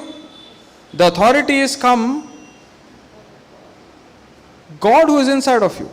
Who is the one who bringing deliverance and healing? God inside of me. Praise God. When I lay hands on the sick, who is going to bring that result? God. So when God is not living, is never forsaking you in any given point, is never abandoning you in any kind of situation, then what happens to the authority? It is also inside of you. Amen. Praise the Lord. Are you understanding? Because that's why in the name of Jesus, it's only in the name of Jesus I release that authority out of my mouth. So where was the confusion all these years? I have to do something and that day that exercise of their authority will work. No. God is committed to you. Whatever situation you are given the power to exercise the authority. That's why I was saying, what God has told you to do, He will not do it for you. I have to open my mouth and bring that sickness or the situation to God's or Jesus' word subjection. Praise God. So if poverty is troubling you, you need to speak to the spirit of poverty. If sickness is troubling you, you speak to the spirit of sickness. If spirit of jealousy is troubling you between you and your spouse or you and your business partner, you speak to that spirit of jealousy. You know, we come to God as beggars. Why? Because we fail to understand God's authority.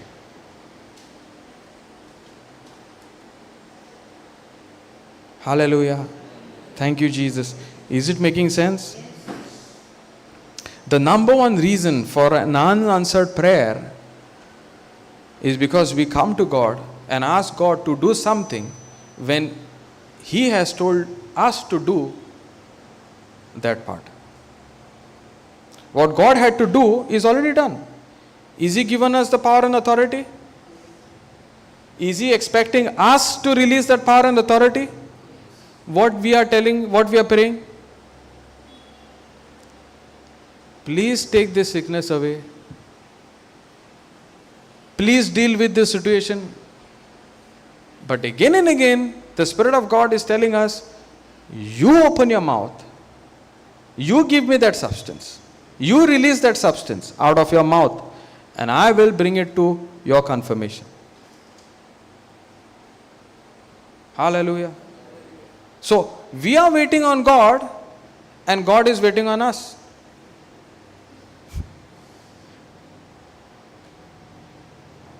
Is it not true? We are waiting for God. When will you understand this situation? God is saying, please go to my word and I'm ready to help you. I'm always willing. But my flesh is saying, no. I want results first. Only to a born again person, all these things will make sense. Only to a born again person, all this authority will be understood. Hallelujah. Thank you, Jesus. Is it helping?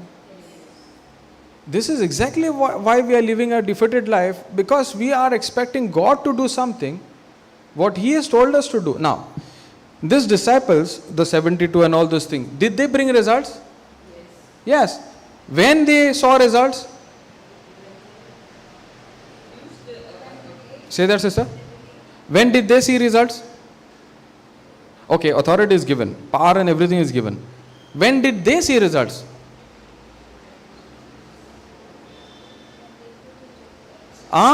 When they went, and that's why in the same chapter, Luke 10. Okay, Luke 10, go 17 only.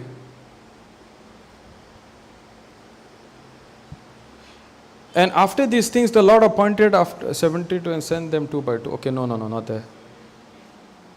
17, go 17. No, yeah, here. 10, 17.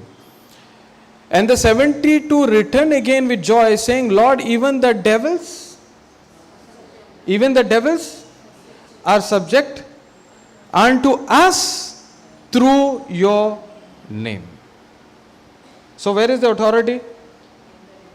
In the name of Jesus. So they had a relationship with Jesus, and they saw devils coming unto subjection when they used the name of Jesus. So only when they went and enforced that authority, they saw results.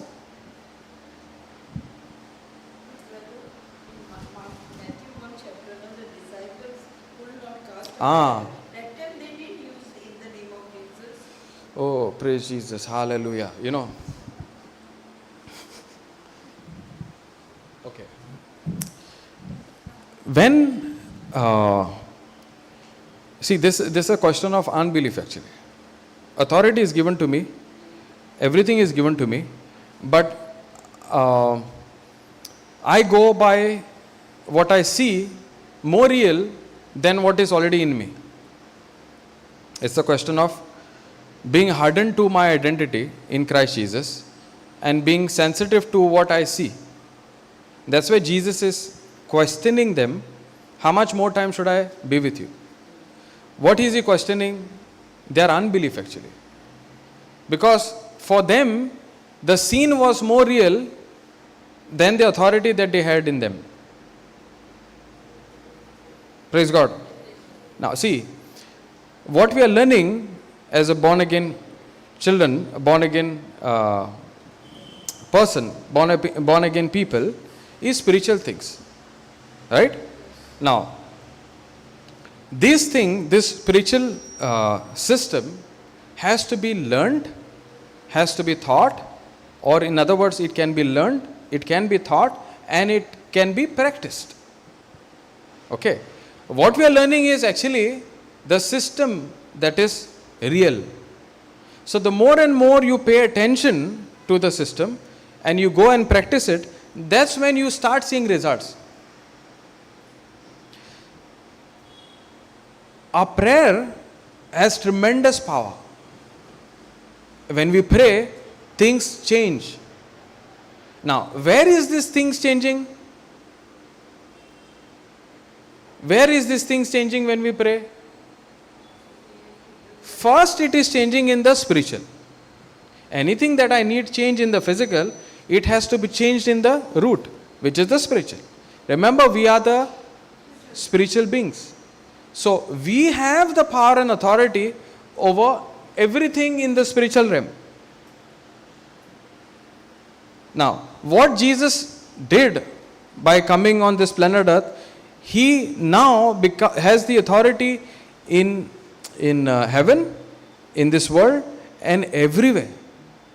That's why in the name of Jesus, we are having that authority that is in heaven, that is on earth, and also in hell. Okay, let me take you there. We'll come back to this. You will understand with this example better. Okay, go to Ephesians 6:12.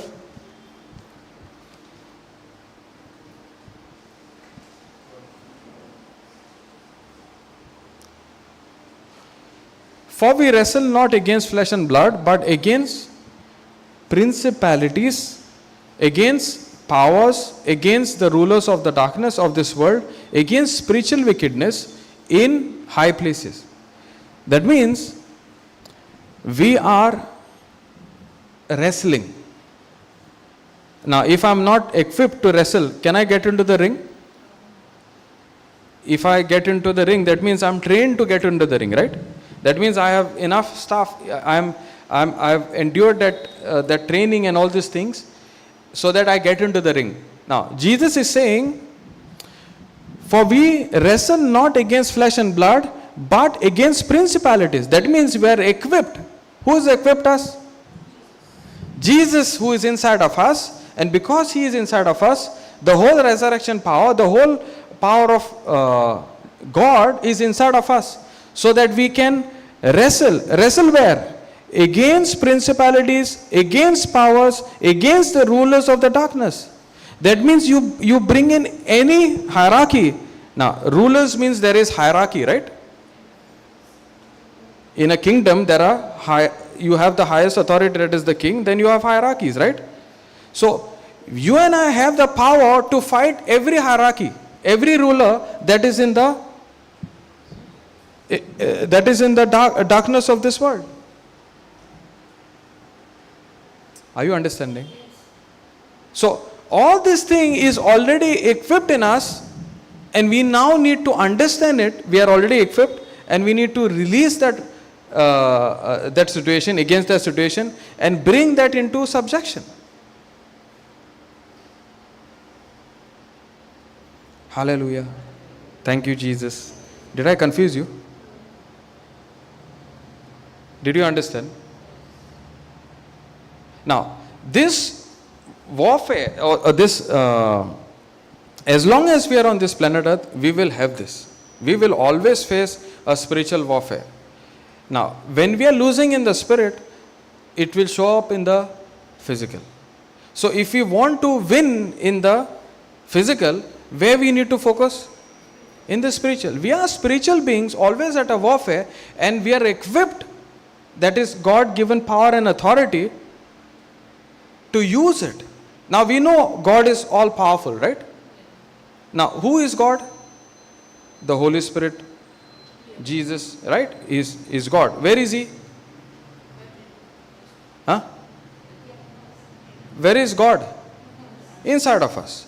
Now, when we are using authority, we are using whose authority? God's authority. So only what we need to do is actually cooperate with God. So when we are agreeing to use God's word, we are actually cooperating with God. That's how I was saying, when God has told me to do something, He will not do. Then it's not God, right? If He is going to do something, what He has told us to do, He is coming against our own word, against His own word. That's not God.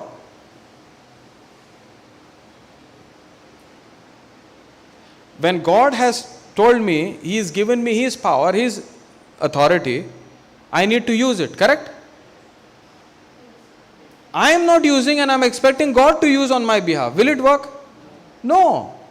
So we are always spiritual beings connected to God, and we need to exercise that authority because we are always connected to God. God is not going to leave us. He is not going to forsake us. He is not going to abandon us. No matter what we have done, and the situation is come because of what we have done, even then you exercise the authority. Devil will always come with a lie. Yes or no? Right from the beginning he did that. And he will always remind you of what you have done, and because what you did, this has come. Correct? What you did is right. What he is telling you is also right. But what is above everything is the truth. And the truth says, God has forgiven me, not just today's what I have done wrong, but for eternity.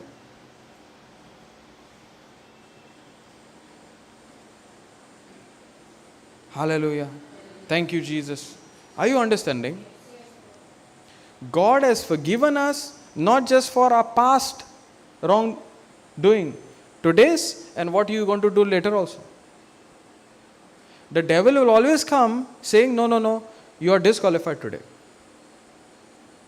Therefore, you cannot use the authority. With that mindset, you are already defeated. Now, there is no question of using the authority because you believed a fact and you agreed to the lie. Fact is you done something wrong. But are you going to agree to what you have done, or are you going to agree what Jesus has done? The choice you and I have to make. And for human understanding, this is very difficult. Let me tell you this. This doesn't make sense at all. That's why we need to be born again. Only to a born again believer, this power is given to that person to understand. In the beginning, it might not make sense, but if you continue in my word, you shall know the truth.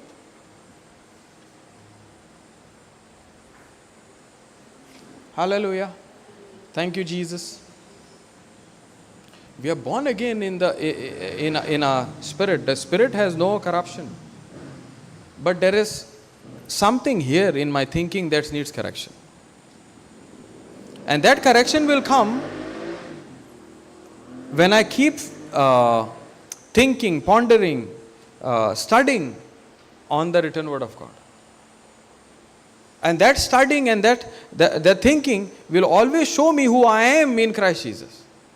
Or should show me who I am in Christ Jesus. Should show me my own identity, because when it comes to my identity in Christ Jesus, that's when I see the effect of the authority that God has given me.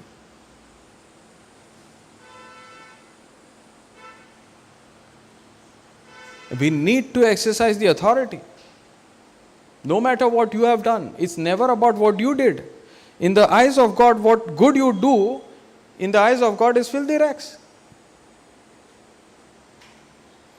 Whatever you do good in the eyes of God is filthy rags. The only good that He wants us to do is to focus on what Jesus has done, or focus on what His Son has done. And in that point, you start exercising the authority. You are sure to see your prayers answered. Now, there are some prayers you will not see answer immediate. That's where we were coming to. We will not see immediate results, but it doesn't mean the work has not begun. A prayer of the righteous is always effective. Now, who is a righteous person?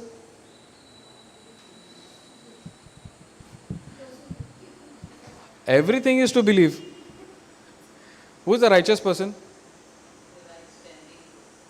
So, who becomes the right standing with God? Huh?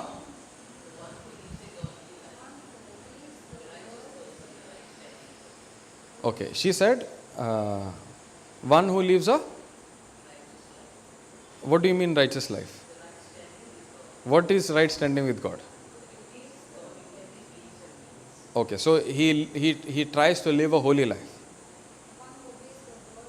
One who obeys the word. So what is that obedience part?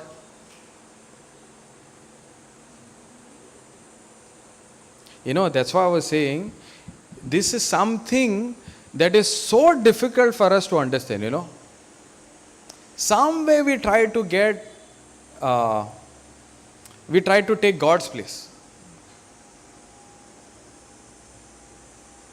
And we miss out on what we are supposed to do.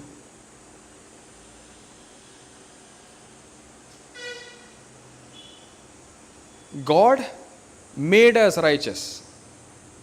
Say that. God has made me righteous. Now, how did He made this righteousness towards us? Through Jesus Christ.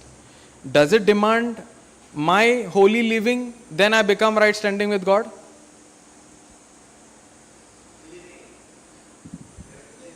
Believe. Okay.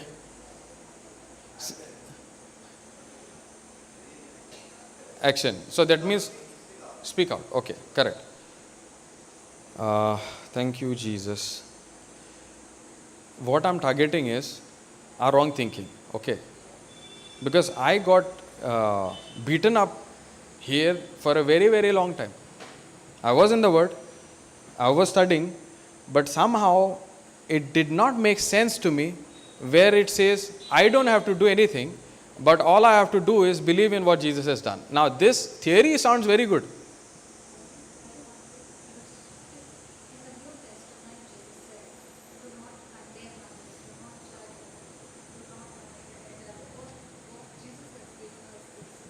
Correct.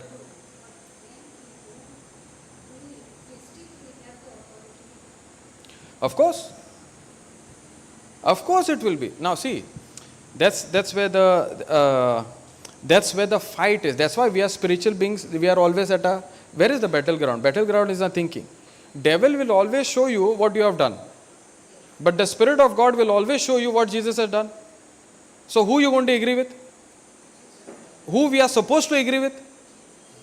So what you are trying to say is, sometimes I have to agree with the devil's what he's saying.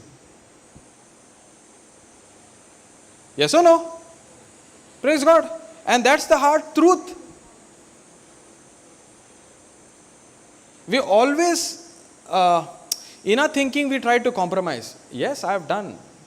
But the Bible says you overcome the devil by the blood of the Lamb and the word of our testimony.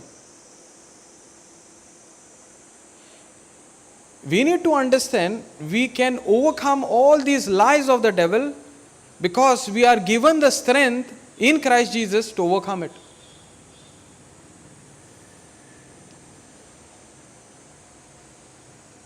You think the devil did not do bad?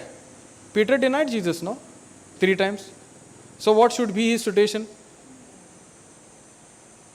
Paul murdered so many people. So what should be his situation? Christian life is not living a perfect life. Christian life is to understand the one who is in me is perfect. And his nature helps me, enables me not to look at what I have done,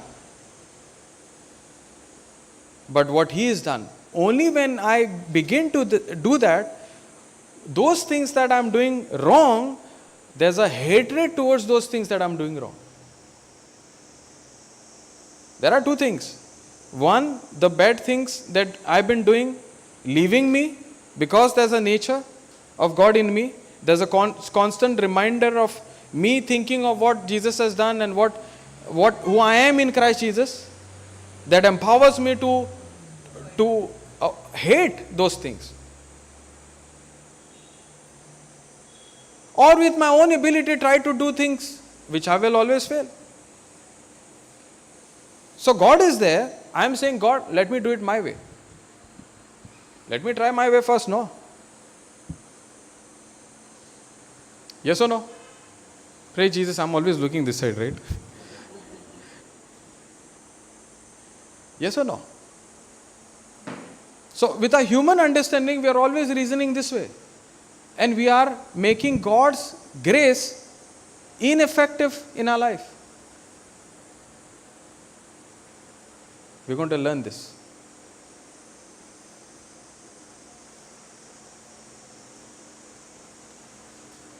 God has done it all. I just have to agree what He has done is done on my behalf. That's when we will see the game changing in our favor. Otherwise, see, why are you fighting? Why are you resisting the devil? Bible says, right? Resist the devil, submit to his word, resist the devil, and he shall flee from you. When God is saying, I have forgiven you, right? When the devil is coming and saying, this is what you have done today, forget, see, okay, when we consider what we do, no? If you look at your life and if I look at my life, forget about your life, my life, worry is sin. Worry is sin. Today when we were driving, we were saying 11 o'clock we will reach. Traffic was there. I got worried. So in the eyes of God, I am disqualified. Because God said, do not worry. Yes or no? So the moment I disobey anything that he spoke, it becomes a sin.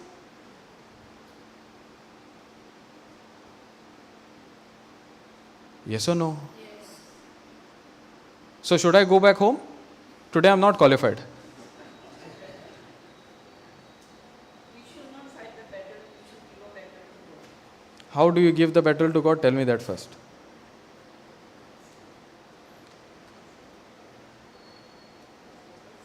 We should not fight the battle, but we should give the battle to God. God has given us the power and authority, correct? Now we give that power and authority to God. No, I am not understanding your question actually. I have not understood. If we, instead of we fighting the battle, we should give it to God. We should, Jesus, I can't fight this battle. You help me to fight my battle. So is God going to help you? He's already helped you. He is already helping. So what help are you asking God now? Because in the Bible it is said, no, give your battle to God. Where it is written, give your battle to God, see what is written before that. Why God is saying, see in 2 Chronicles, I think 2 Chronicles is talking about King Joseph under an attack. You know that? Now, the message, the word of God comes to them and he says, be you still, do not be afraid, be you still, hold your ground. Tomorrow, it is not you, but I am going to fight. Correct? Now that is in the Old Testament. Now we are in the New Testament. You know what Adam and Eve had? They had control over the earth only.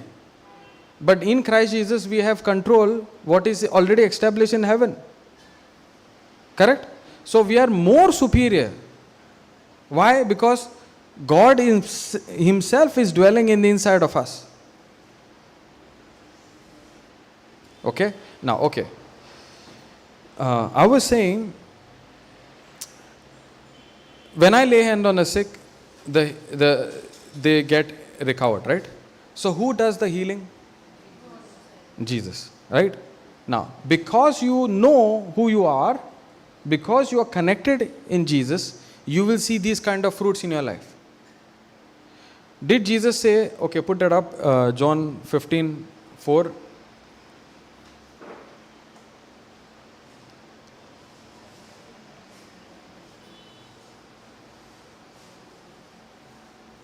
Abide in me and I in you, as the branch cannot bear fruit of itself except it abide in the vine, no more can you except you abide in me. So that means, because there is this branch that is connected to the main stem or the main sap, where is the good stuff that is coming out to the branch, which enables that branch to bear good fruit or fruits? Because it attaches to the main vine, correct? So what is the source for that branch? Who is the source for the branch? The vine itself, correct? The main stuff, the main branch, and then you have branches, right? Because this branch is attached to the main vine, the vine is supplying that belongs to the vine to the branch. And because there's a supply from the vine to the branch has the ability to produce fruits. So when I have the right relation with the right understanding who I am in Christ Jesus, no matter what I have done, I go what He has told me to do. Even though what I have done wrong, I go and lay my hand on the person who is sick. It is not you who is healing that person. It is the one who is supplying that healing through you to that person. Here it is not, it is never about your action. It's always about what Jesus has done. Now what Jesus has done, you and I are connected to God. Are you with me? Yes. Praise God. Now, because you are connected to God, you have the power and authority to fight it out. Not on your strength. Actually, you are using God's strength. So in that sense, who is fighting your battle? Praise God. Because when you say that, I don't have to do anything, God will do. Praise God. If you do not exercise your authority, you are not allowing God's strength to show you results. And you are sitting there, let God do everything for me. When are you going to exercise your authority? Your part you have to do now. And why you do your part is because you believe who you are in Christ Jesus. So healing and all, deliverance and all these things is a byproduct of understanding your relationship with God.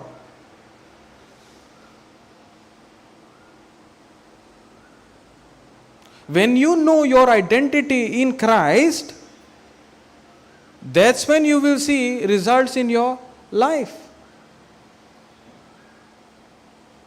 Now, did Jesus do anything on his own accord? He always did something that he learned from his Father.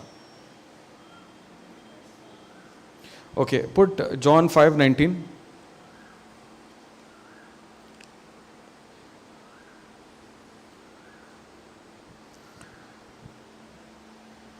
Then answered Jesus and said to them, Verily, verily, I say unto you, the Son can do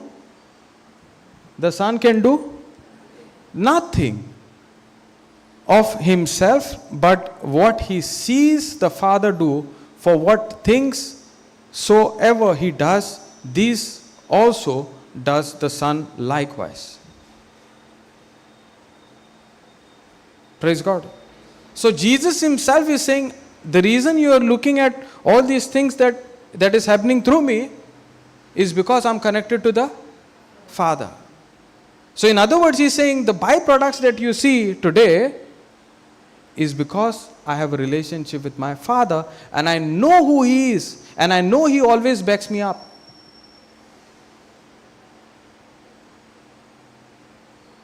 Praise God. Now you will say Jesus never did anything wrong. No, I do something wrong.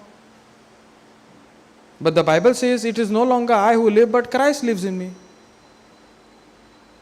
So I may do something wrong, but somebody is there inside of me who's never done anything wrong. So I'm not fighting this battle on my point of view. I am fighting this battle on God's victory point. He's made me more than an overcomer.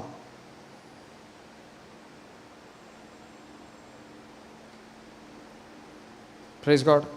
The same Peter who denied Jesus, when he came to his senses, is not about him, because Jesus says to him, my peace I give to you. What is that peace? What you did, I paid it in full for you on the cross. That peace I give to you. Now you go and do the job.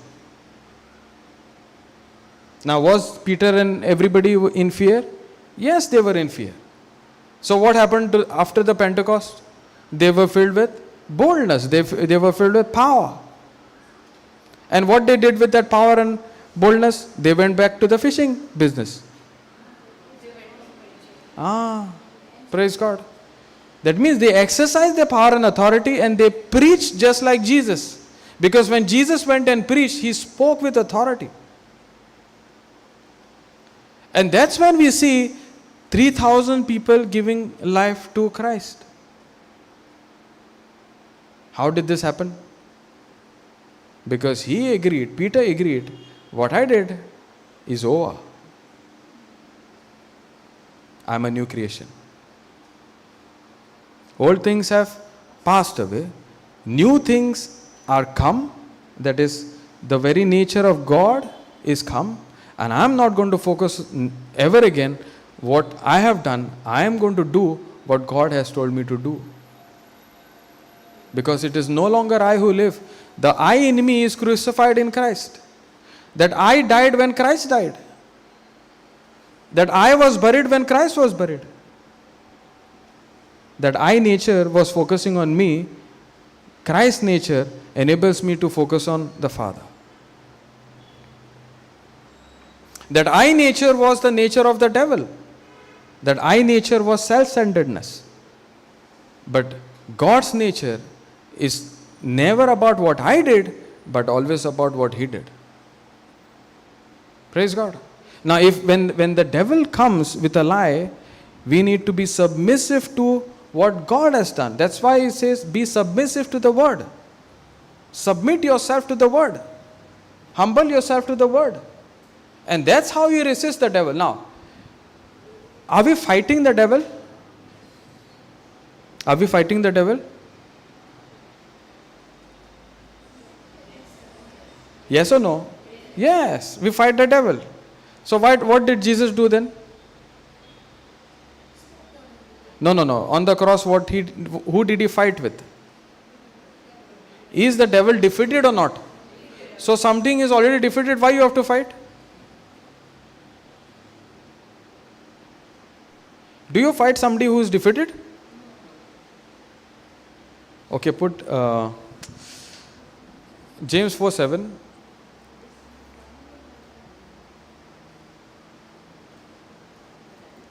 Submit yourself therefore to God, resist the devil. Does it say fight the devil?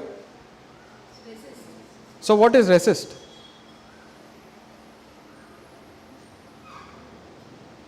What is resist? Avoid. It is actively fighting, not the devil, but the lies of the devil. Resist the devil means devil always comes with a lie. Now, see one thing, get this straight. Devil is defeated. Devil is judged. Correct? Now, if devil is judged, the Bible says he rose like a lion. He rose like a lion. That means he is a lion? No. He rose like a lion. That means he is like a dog tied and he only barks. And we are so scared of that bark. And in that fear, we fail to use our authority. Praise God. But he cannot harm you. The only way he can steal, kill and destroy is by introducing lies to you. And that's why the biggest lie is in many areas, devil is not there. I'll explain to you. Many areas we think this has come from God, this has not come from devil. That means devil has convinced a person, I am not the culprit. For example, a person is going through a sickness and the person is not seeing any results. And he comes to a conclusion because the lie came, because of your forefathers what they did, because of what you have done, because of what your parents have done, because of what somebody else has done, what you have done, this thing God wants you to suffer. So it looks like devil is not in this game. So who's the culprit? If devil is not the culprit, who's the culprit? Who's the culprit? God becomes the culprit. Yes or no? So there's a subtle way of convincing you with a lie that he is not part of this game. This is directly come from God. And that is his will. You should suffer for some more time. Yes or no? Yes. That's when authority comes in the picture. He is existing, devil exists, and he is always going to come to you with a lie and make you believe this is God's doing for your life. And if you also get convinced this is how God loves you. So sickness also is from God. Then why did he come, send his son Jesus on the cross who became your sickness? Yes or no? If sickness is come from God, then why did Jesus became cursed and became that sickness for you? Something is not adding up here, right?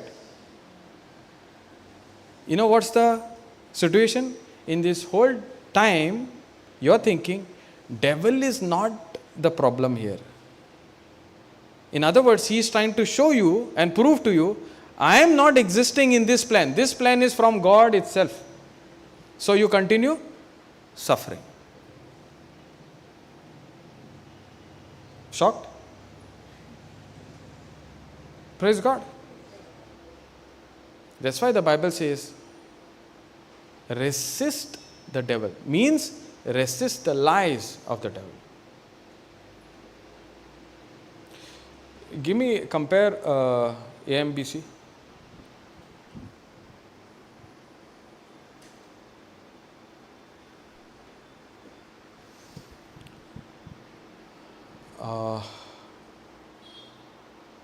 Go to compare, yeah.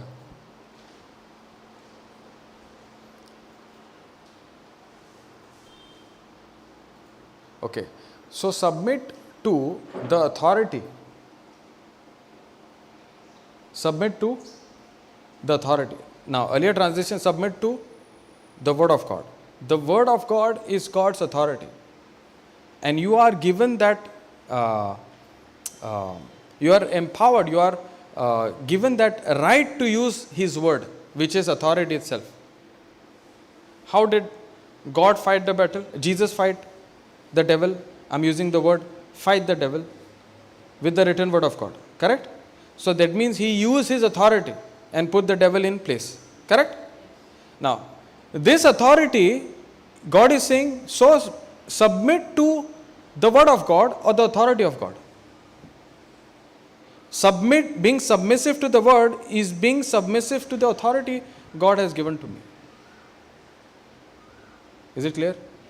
Now, resist the devil, stand firm against him. Now, how does he come? Always with a lie. How does devil come? Always with a lie. Now, he is saying stand firm on the truth, on your authority that God has given to you, exercising it, not keeping quiet, not tolerating it, but exercising it, and you resist this lie from the devil. And when you do that, the result is he will flee from you. So now, God is a good God, devil is always a bad devil. He can never be good. He tries to be good to you, but he has got a bigger agenda, and that agenda is to give you a lie. And once he introduces lie, once you believe that lie, that is the time he is going to steal, kill and destroy.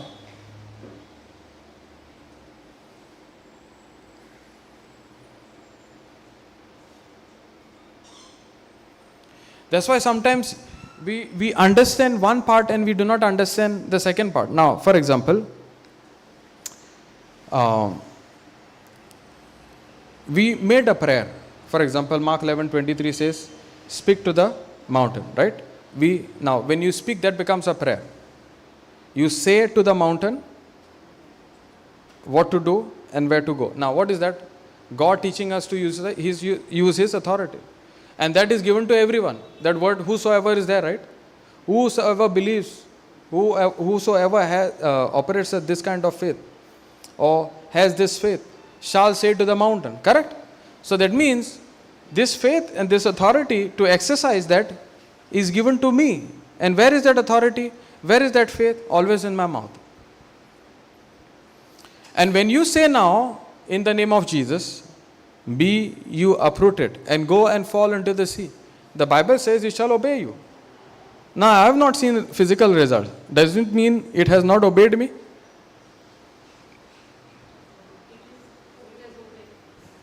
But symptoms is still there. What to believe? What we spoke. Now, again that question. How do I believe what I have spoken? How do I believe? Or when do I believe? Or how do I know myself that I believed what I have spoken has obeyed me? That is written. But it's my, how do I know myself? Or when do I know myself what I spoke is believed? That needs a confirmation. No, that needs a action, right? So what is that action? I have spoken to the problem, and the problem, according to the Word of God, says, it has obeyed me. But the problem is still talking to me. I am still there. So, how do I know myself that it has obeyed me? What will be my action? That only, how do I know I'm believing? Action corresponding to the message. Again you're saying action, that action only I'm talking about. What is that action? I stood firm. But symptom is talking to me. Okay. Say that. Keep on confessing what? Okay, what will you confess? What is that word of God? In the name of Jesus. Yes, correct. Then? No, hold on. In the name of Jesus, then? You yourself said, in the name of Jesus, be uprooted and go and fall into the sea. You yourself said, all these things what I spoke has obeyed me. Now again you're saying, in the name of Jesus, be uprooted right from the roots and go and fall into the sea. That means earlier you did not obey. So it has already obeyed. So how do you know it has already obeyed you? Because we have used the name of Jesus. Okay, the symptom is talking to me. I'm not doing on my behalf. See, that's exactly what we were, why I'm emphasizing, so that attention comes more. So that we learn. Yes or no? We are here to learn. I also learned and I also got burnt out, but I had to learn somewhere. Praise God. And I had to practice what I learned, and that's when I saw results. Yes or no? Yes. Thank you, Jesus. Now, the moment you spoke to that spirit to get out of your life and go and fall into the sea, that symptom is still there. In the physical, the symptom is still there. Are you going to agree the spiritual thing, or are you going to agree the fact? So if you are agreeing to the spiritual thing, why are you saying again to the same spirit, be uprooted and go and fall into the sea? That means something is wrong. Correct? We need correction, we need to know where we are going wrong. If I am saying this again, that means something is wrong. That means what I spoke to has not obeyed me, therefore I am trying again. Praise God. Every time I had a sickness, I used to do this again and again, and the symptom was not going. Then I said, what am I doing wrong? My repeated same speaking was wrong. You know why? Because in my thinking, symptom is still talking to me, that means it's not obeyed me. Then how do I change this? It's very simple. When the symptom is talking to you, that's how the lie comes. You need to resist it. The lie is coming saying that I'm still there. You need to speak to that lie. What I have spoken has come to pass. And thank you, Jesus. That symptom, that sickness is no longer in my life. That situation is no longer in my life. Is cast into the sea. And I talk to that thing. You are no longer in my life. You are cast into the sea. That's how you keep resisting it. And there's a point, according to the word of God, it will flee from you. That means symptoms which are in the physical will completely be dried out. When you spoke to the spirit, it has already been uprooted. That means the sickness that was there, situation that was causing that situation is no longer there. All you see is the leaves. Just like you saw Jesus cursing the fig tree, right? The tree was still standing there. Was the tree dead when Jesus spoke to the fig tree? No. It died from the root that very moment. That's where we go wrong. The moment Jesus said, you shall bear no longer any fruit from here on, that very moment, that tree from the root was dead. All they could see is a healthy tree from the outside. But the next day, they saw with their very eyes a tree that is uprooted right from the roots. Jesus spoke and he continued to do what he supposed to do. So when you speak, you continue to do, resisting the lies of the devil, which saying, I am still existing in you. And you speak to that the symptom, you are no longer in my life. I thank you, Jesus. it is already cast into the sea. What will confirm that you are believing this or that? What is coming out of your mouth? If you are going to confess in the name of Jesus again and again, you are believing you are still existing, that's why I am casting you out. But if you are saying, I thank you Jesus, this situation is no longer in my life, and you talk to that situation, you are no longer in my life, you are cast into the sea. You know what you are doing? You are believing what you spoke has already obeyed you. Is it making sense now? Praise the Lord. Some things will not change unless you exercise this authority. I did not see results until I started practicing this, and I saw that results. It took a while, but I continued not to focus on what I see. I continued to focus on what God wanted me to see. That's like you saying God will fight your battle. You are focused on what you see. You are not focused on what God wants you to see. How can you fight?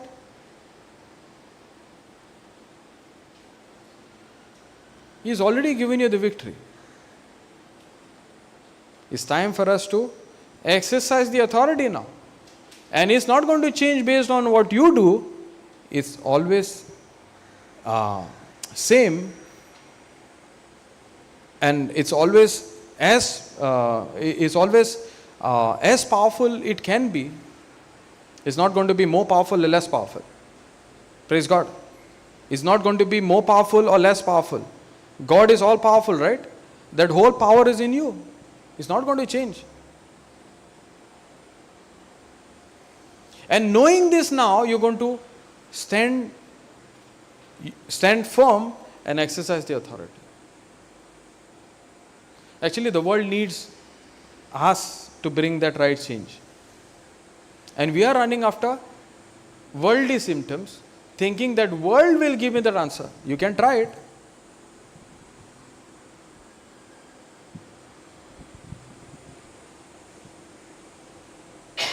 But the answer to bring any change in your life or anybody's life, you and I are required as believers in Christ Jesus. Because you and I have the access to that authority. Only to a born again, these things are possible. So earthly authorities will not solve our problem. The key to solve our problem is inside of us only. It's only a matter of understanding it and exercising it and seeing results. Praise the Lord. Hallelujah. Thank you, Jesus. Thank you, Holy Spirit. Any questions?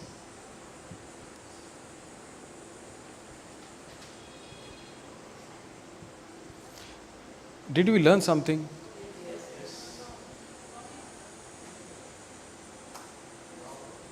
Praise God. Thank you, Jesus. So whatever you have put notes now, written notes, go and study. You ask me, those people, how come they could see that boy getting healed, right?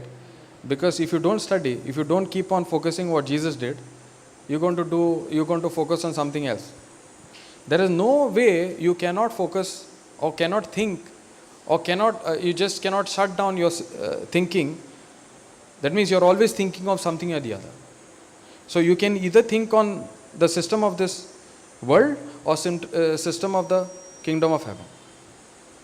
So this will surely help. You have taken some scriptures. Go to the Bible, see it in your eyes, study, ask the Holy Spirit, what you taught me today, I want to learn more. And don't wait for something like I need to do something and then I will exercise. No. The day you're born again, this authority, the fullness of His power is already inside of you. To bring that change, that power is already inside of you. If you see somebody who is sick, don't wait. Call this sister or call somebody else. And I will give that person number and that person will pray for you. No. It looks like she is given or he is given some more power than you. Yes or no? Yes. Praise God. Hallelujah. You have the power to heal. You have the power to bring the right change that is already been placed in heaven. You hold that power.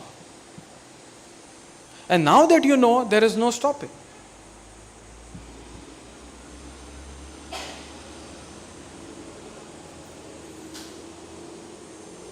Praise God. Thank you, Jesus. Thank you, Holy Spirit. Okay, we're going to stop here.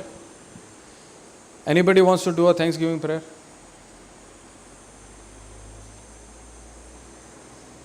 Come.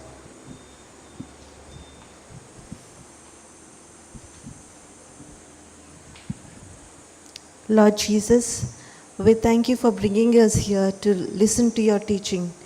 Help us to put in practice what we have heard, not just writing notes, but to go and to renew our mind what we have learned. Thank you, Jesus. Help us to exercise our authority in any situation. Thank you, Jesus, for JCILM Ministries for helping us to grow spiritually. I make this prayer in Jesus' name. Amen. Praise the Lord. Thank you.